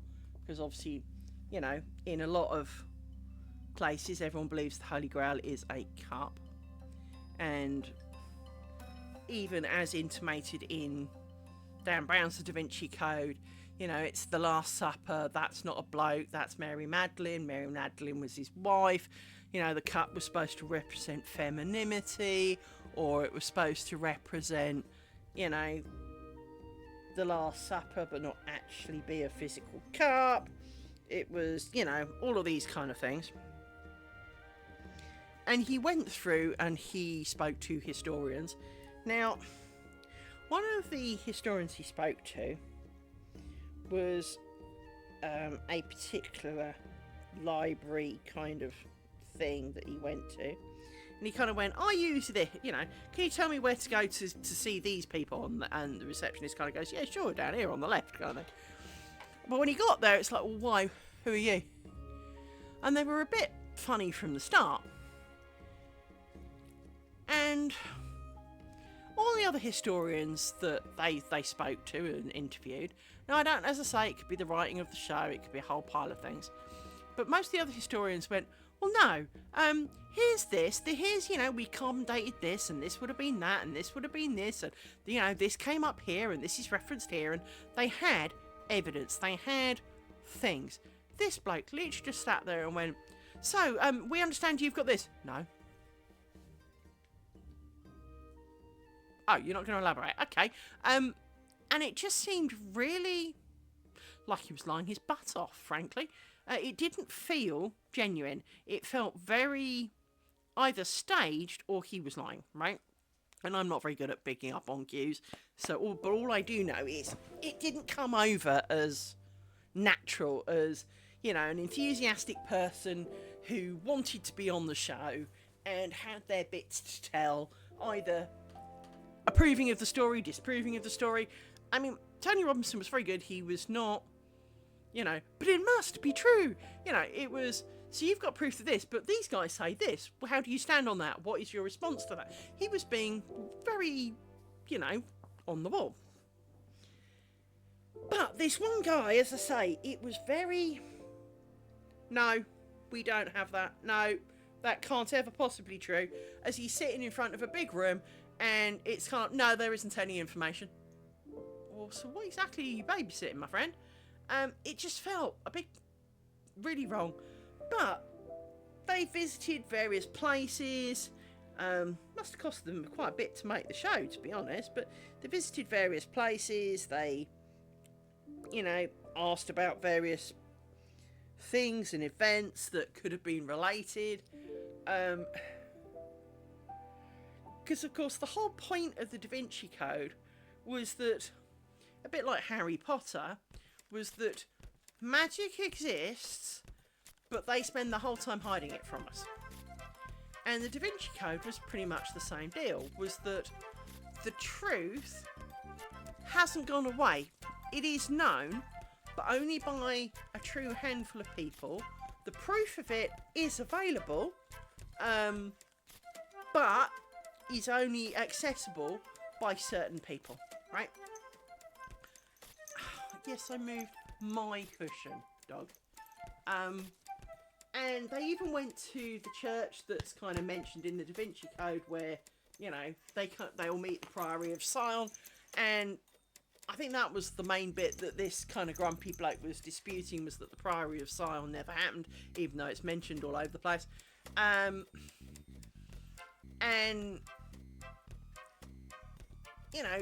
there are indeed tombs under the Priory of Sion, underneath the church thing that, the truth's supposed to be in.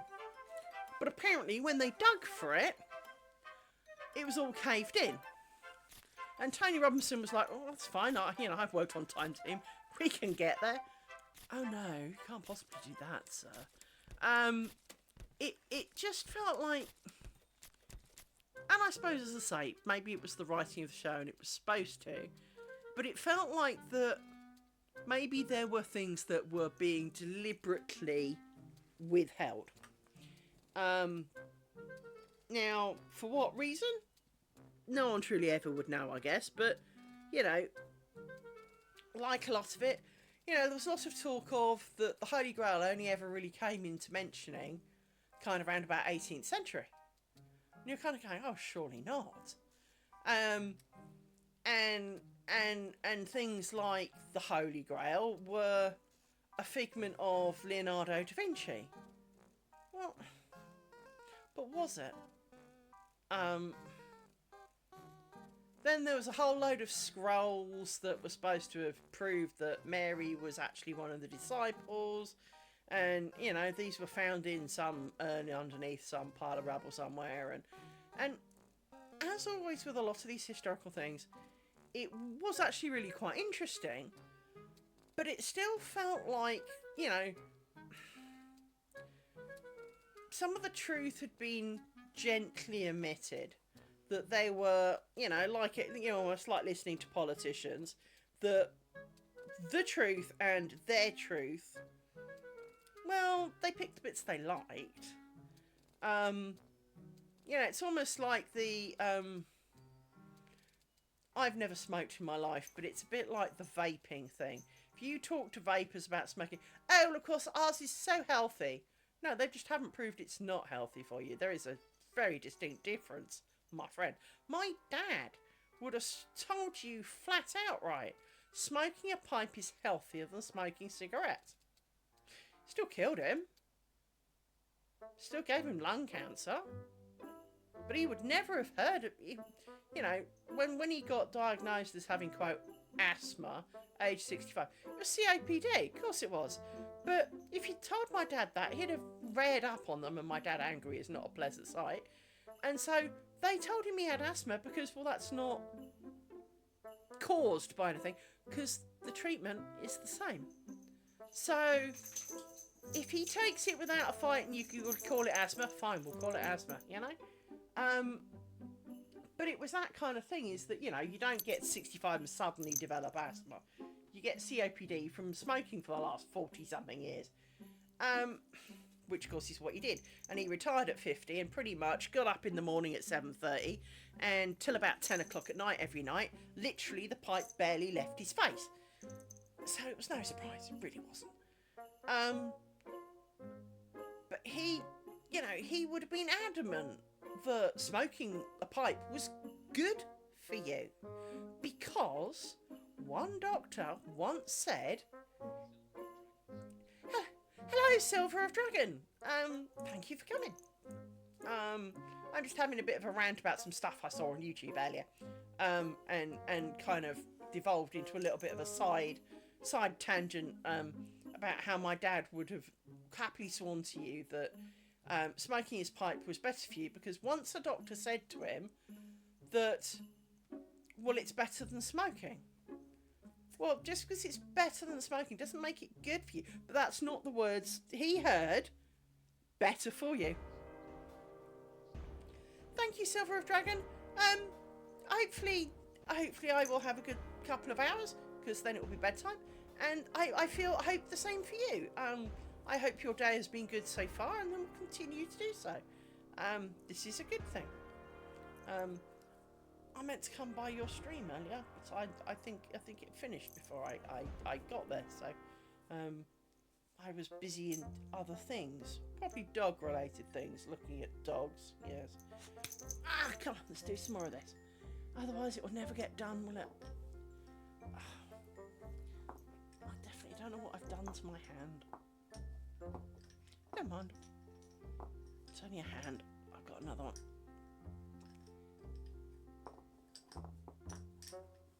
1, 2, 3, 4. So yes, it wasn't always nice to have visitors who say no. I like knowing that people came.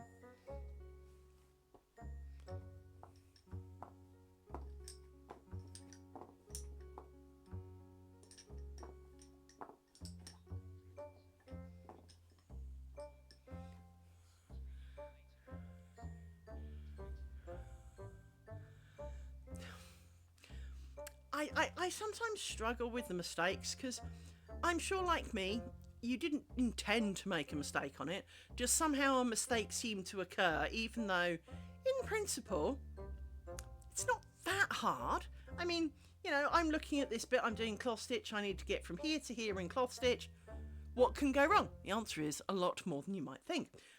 Obviously, you probably know how bad it can be, but somehow there always seems to be more unique ways to stuff it up than you originally gave it credit for. And it's just one of those kind of frustrating parts of bobbin lace, is sometimes the error can slide. Sometimes, well, I've discussed before is how obviously I'm making 18 of these blessed squares, right?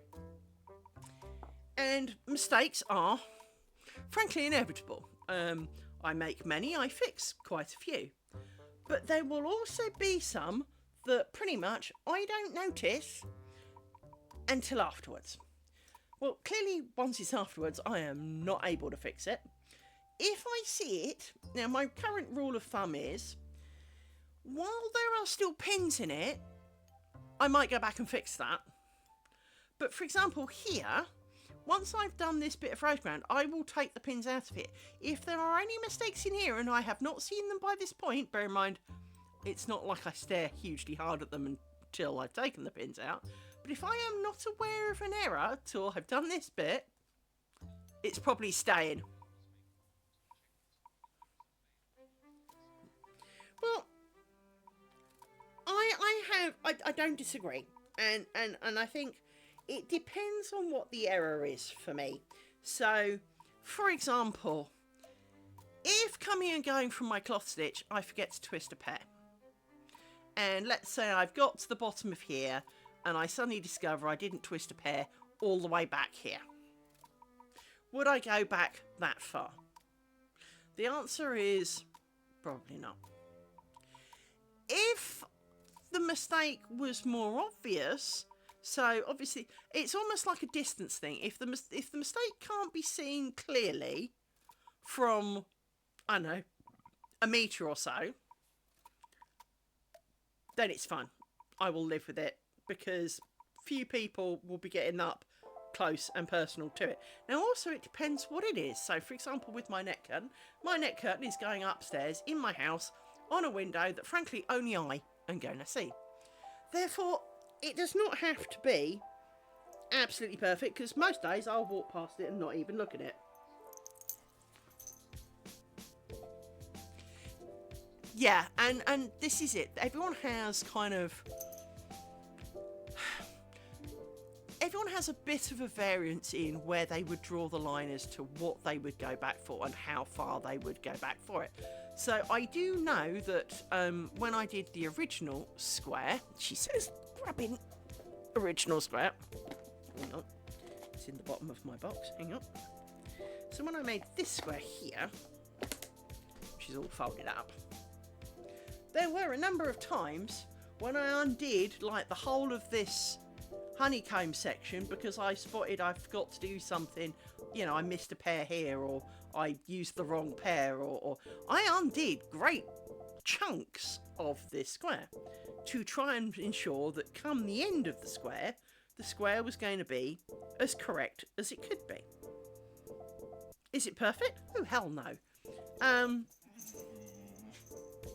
Case in point number one. First wretched spider I did, I got it wrong and left a big hole. Didn't notice till the end of triangle number one was not going back that far. There is going back, and then there's going back to the beginning. No. So, everyone's got a limit as to... But I do think that, for example, if I was making a gift, and it would have to be far more perfect than anything for myself. Because, sure, 9 times out of 10, I can point to an error with most of the people I know and go, look, there it is. And I'll go, I don't see it. No, it's there. Look, you've got 5 things, 4 things. I clearly missed one. Oh, did you? Well, there's 4 of them. Oh, is there? You can't count to 5. You're an adult. And, sometimes you feel that they're massaging your ego and trying to pretend that they can't see it. Because, it really is. I did some weaving and I've got the picture somewhere, and it makes little diamonds. And then I made a little zigzag and then a load of diamonds. Didn't do it deliberately. Oh, I can't see it. Well, there's a zigzag line. Is there? I pointed at it. Look, it's there. Look here, highlighted it. Oh, I don't see it. Oh, come on. Stop. I know that you're not this stupid, right? So, in terms of a gift, I have much higher standards because, sure, I might know that that's not right. They might not know it's wrong. But I will. And because I don't know that they won't spot it, I used to do backups, and I used to sit every week in front of a tape loader. And it had kind of hole punches in a mesh kind of thing on the front of it. And the holes seemed to line up, except for one tiny bit of line where the holes, instead of being parallel holes and offset, so a bit more like the rose ground, some of the holes actually touched. And I could not look at that. Now, I don't have OCD, because I really, really don't. But there are times and things that just can't stay that way. My downstairs bathroom is one of them. Now, if you ever have OCD, do not ever come to use my loo. My downstairs toilet, you sit on the can, as you inevitably do. The basin in front of you is not central on the wall. The pedestal for the basin is not straight. The window and the windowsill are not parallel to the floor. The window in that room is not on the same level as any of the other windows on the ground stair of my house. It's one brick out. one brick. Basically, the whole entire room is a collection of issues, right? This whole room probably should never have passed spec, right? And having lived here a little while, I still see new issues with it. You know, you're sitting there and it's like, that door's not straight. That door frame's not level. Whoever put the pegs up on it, they're not level either. The door frames, you know, the window sills at an angle. The tiles aren't put in straight. You know? And you're sitting there kind of going... Now, at some point, I will spend money and I will fix that, because every time I go for a wee, I have to look at this and it's kind of like, I can't take it, I'm going to crack. But I don't have OCD. Imagine if I did. Couldn't have bought the house. Mind you, I probably would have noticed it a bit sooner if I did. But the moment you show someone, friend bought his kids up, and I showed one of his kids, and the kid sat on the toilet and looked and went, "Oh my God, I couldn't live here." And I went, "No, I know." And even they don't have OCD, and it's like, how do you live with that? Badly, very badly. So there are mistakes, and mistakes in handmade stuff. My ex-husband didn't mean it this way, but what he said hurt me deeply, which was that handmade stuff is supposed to have mistakes in it. No, it's not. Handmade stuff is not supposed to have mistakes in it. We try really hard to make them absolutely perfect. We inevitably fail, but we didn't try to make mistakes in it. And I found it deeply hurtful, because what he meant is that being human, you are likely at some point to make a mistake, and you will notice it, but maybe no one else will. But of course, that's not the words that he said. Well, not the first time anyway. Not till he got a bit of a shouting out about how, and I don't deliberately make mistakes. That's not what I said. Well, it is, you know.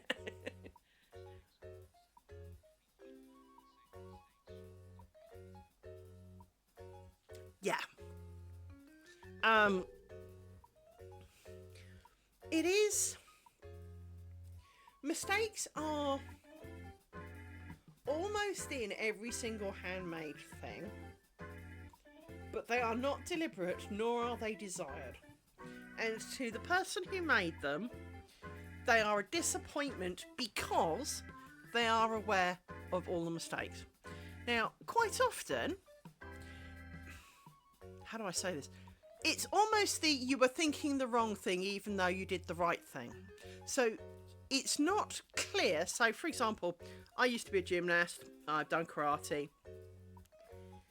It can still look like you did the right thing, but in your head, you screwed it up, started to do the wrong thing, changed it. It now looks like you did the right thing, but you did not, in your mind, do the right thing right. You got it wrong first.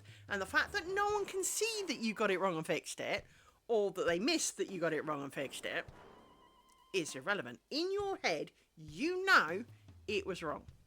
And you then beat yourself up for screwing up. And the same is true with crafting. You can undo it, but you know you made a load of mistakes. Even if you can't see them anymore because you fixed them, you know you made mistakes. And that they're almost...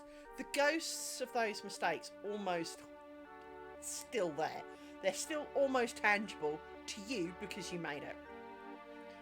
And it is difficult because, as I say, it's not that we deliberately make mistakes, because we most certainly do not. We're very successful at making mistakes, but we are not doing it because we want to. We are doing it because, well, we're human, and inevitably we are not perfect. Is it the Chinese thing where don't strive for perfection because perfection is godliness, you know, mistakes are normal, or something? It's something along those lines. It is... And I added one, idiot. So from that point of view, you know, we make mistakes, like forgetting to add one. go and get one, and we fix it. And there's nothing wrong with fixing it. But at the same time, I will remember that I forgot to, and I had to go back and fix it. And I will remember where I had to go back and fix it. So from that point of view, you know, even if it is a tiny mistake where you forgot to twist 2 bobbins, or you only twisted once and it should have been twice, or insert whatever your faux pas was, right? The reality is, 1, 2, 3, 4. Most people who are not skilled in the same craft as you almost can't see it even when you seem to point it out to them. So to an extent, the errors that we worry about, most mortals don't seem to notice. But the fear still is once they have eventually maybe seen it, it will be all they see each time they look at it, just like us. Much like my tape unit. Every time I sat down in front of the thing, my eyes just kind of drifted to the mistake and just stood, you know, stood there, staring at it for like the 2.5 hours it took to change the tapes. And I hated it. I hate changing the tapes, but I couldn't not look at this thing because, well, who let them put that out on a unit? You know, why is that a thing? Now, the obvious answer is it was an aesthetics thing that didn't really matter. But it mattered to me for every time I stood there staring at it. It was, you know, and I think our mistakes can be very much like that when doing crafting, is that we assume that someone will eventually see it and be as transfixed on the fact that that's wrong, or at least that's different and shouldn't be. And I think we assume that everyone's going to see it the same way, and of course the answer is no, they don't. 3. How does this not add up? I still didn't add one. Oh, for God's sake, woman! How did I not add one? I thought I did. I thought I got one. I think I went back to get it and then completely forgot. Oh, for goodness sake.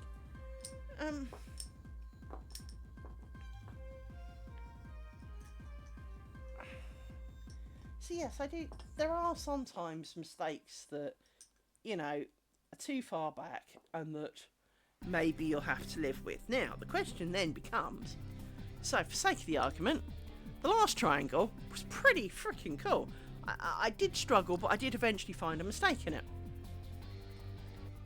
Well, if I now stuff this one up proper bad somehow, don't notice, finish it all off, and then notice that, I don't know, I did cloth stitch into the ground stitch in the middle or something.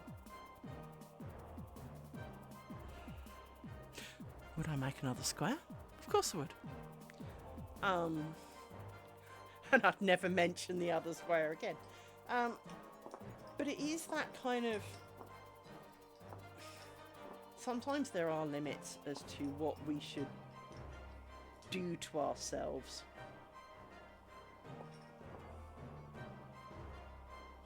So I've got to think about this one, because I'm forever doing this, I forget.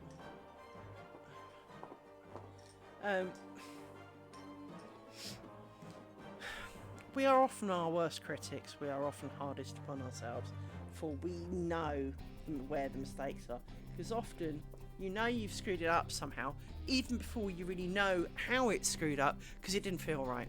It didn't feel like you went through enough pairs, or it felt like there were too many pairs. You then count them, whatever, and discover that you're right. And then you have to go back and work out what the hell you did, because you thought you'd done it right all along, but apparently you got it wrong all along, and somehow didn't notice. And it is quite a disturbing thing as a crafter. So, for example, with my cross stitch, which has been growing, showed an autocut earlier, but my cross stitch has been growing. As you can see, my cross stitch is growing. I've done quite a bit on this corner in the last day. But I really feared at one point, when I was kind of meeting around the kind of voided twirly bit, that it wasn't going to match up, because, well, that would be about right now, wouldn't it? And I really had this horrible sinking feeling that I was going to be like one stitch out, or one row out or something. And I just had this fear that like half of it was wrong. I was so relieved when I got to the other end and it was right. But it is so plausible a problem that I stressed over it. And it's kind of like, it's a pincushion. I could just like cross-stitch colour over the top and call it a day, right? It would not have been the end of the world. No one really would notice. But at the same time, to me, it would have been disastrous because I've been trying so hard to do it right and, well, I'd have stuffed it up. Again, not deliberately, but still very successfully. And so I do think we do struggle with perfectionism because we assume others will see the same errors we do. I know I could send a picture of something to my co-worker and go, yo dude, what do you think? And he'd go, that looks really cool, that looks really good, even if it was frankly looking to me like a pile of baby bath. That's right, this bobbin's kind of done funky things and I need to undo it from its funkiness because it is somewhat tangling into a rare and obscene knot.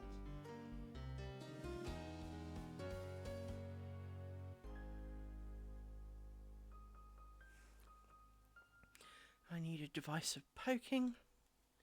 This will do.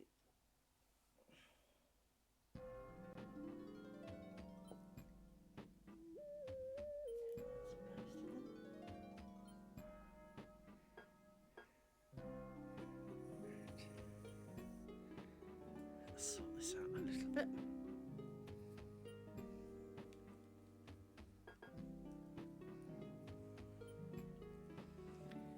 But yes, crafting I think is often full of disappointments for the maker because obviously they only see all the things that didn't quite turn out the way they meant. And especially true for artists, i.e. people who draw and paint and the like, in the grounds that they know what they were drawing, they know what they had in mind when they were making it.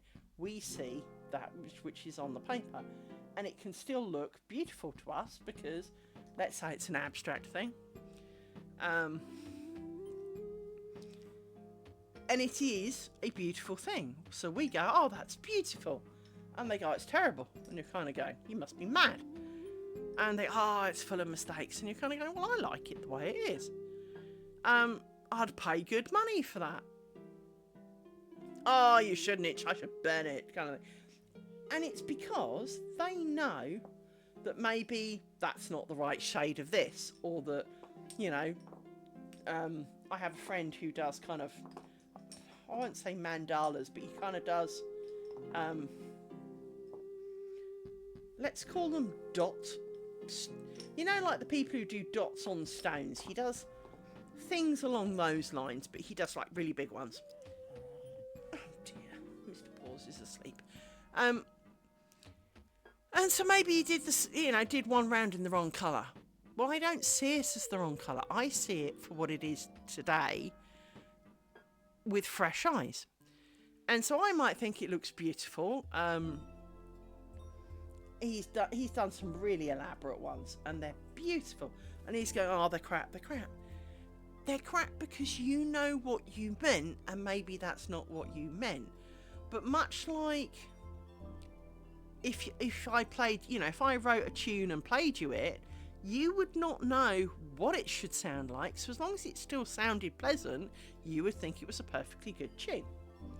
If I would think it's a crap piece of crap because that's, I played it badly or I didn't write down what I meant but it still doesn't mean it's wrong. Well, it is wrong because it's not what I meant, but to you it's not wrong because you hear a beautiful tune. And sometimes we need to accept that what we have made is beautiful the way it is, even if it is not what we meant. And with lace making, because one of the keyest things in lace making is consistency. it's almost, there is no wrong way to do a particular bit as long as you're consistent.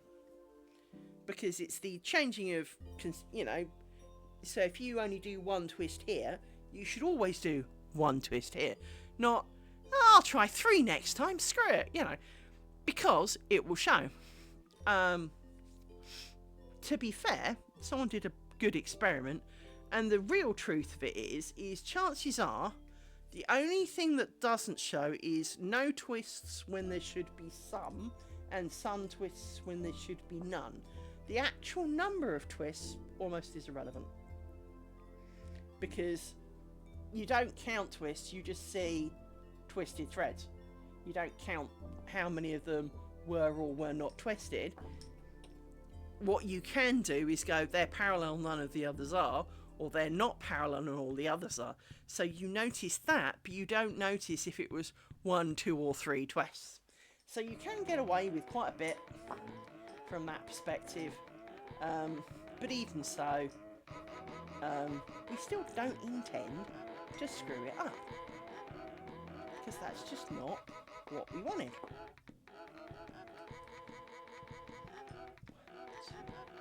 1, 2, 3, and once again I've left one. I'm so good at not doing this last one properly. That's what my co-worker wanted.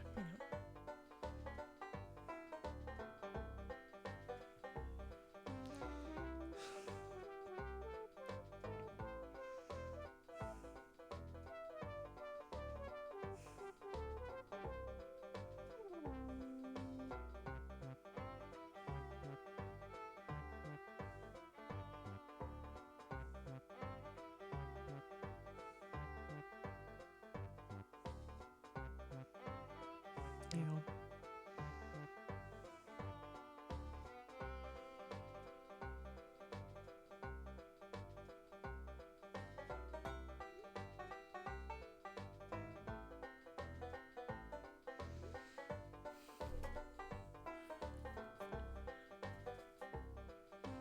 We've only got 2 weeks to sort it out, so hence kind of needing to talk to her about it. So.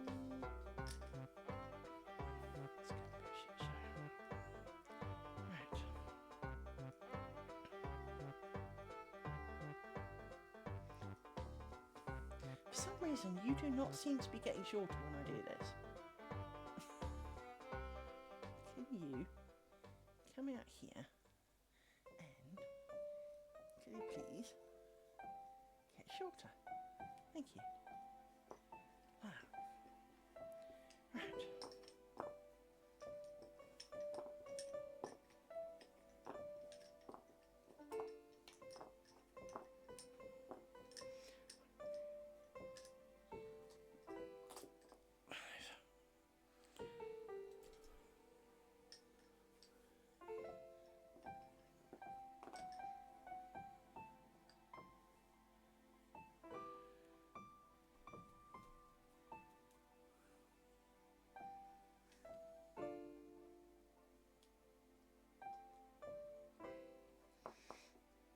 Oops, dropped my stick.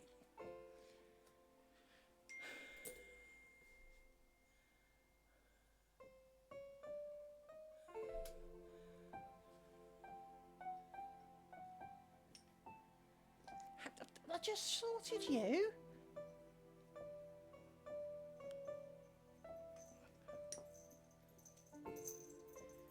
You're going to be slippery, aren't you?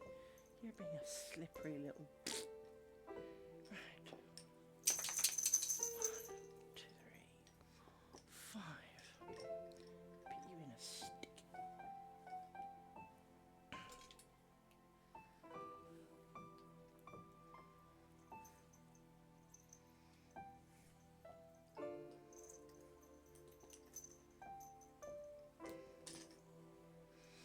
And just to warn you, we have another strange meeting tomorrow, which could put me in a funny mood. They're not really meetings. Not quite sure how to describe them actually, but we have another one tomorrow.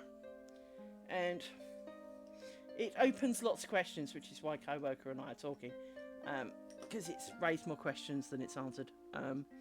So what I'm going to do is, I know it's only been a couple of hours, but my left hand is acting a bit RSI-y, and I don't have RSI, so, but it's acting kind of weird, like something, as I said earlier, if I normally get RSI, it's because I've been doing too much gaming with these fingers, and I get this kind of funny feeling here. This is kind of like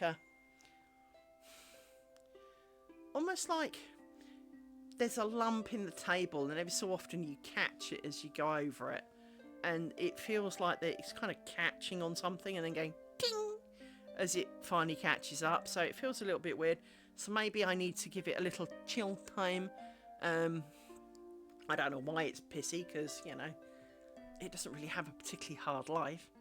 I haven't done anything I haven't done before, so...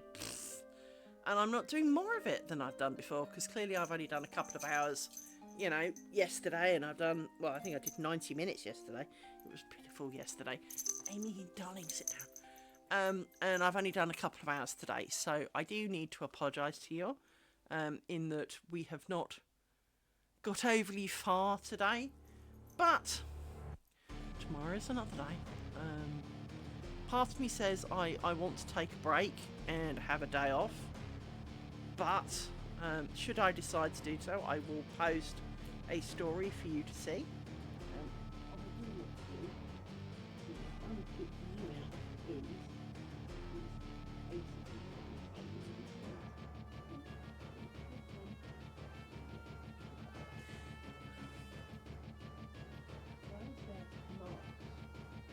On my cotton here, you've got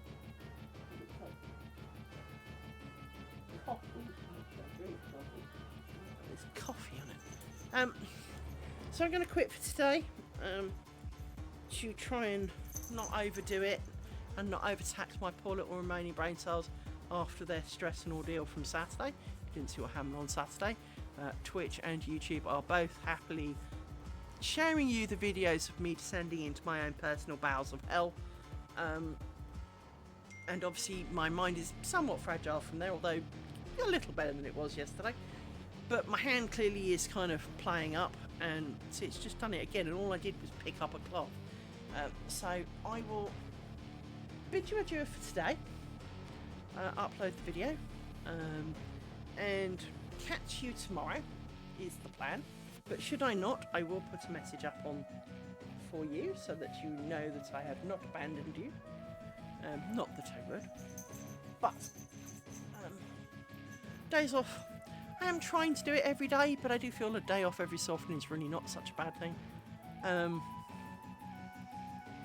It's not an unreasonable thing, after all. So, I wish you good evening, I wish you good day, depending on where you are. And when you're watching it, I guess. Maybe good morning for that matter.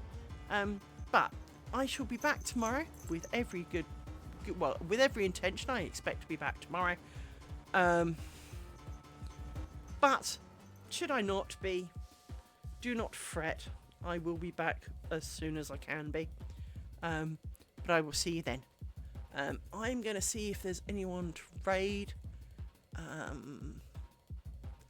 Who's out and about. I know who we can raid. You'll like her. She's really nice. Bear in mind, I would never dump you on someone I haven't looked at, because I have a bit of a standard that I would never want to do it to someone I don't know what I'm letting you in on. So let's do this. Do that. And I shall see you on the other side. See you tomorrow. Bye-bye.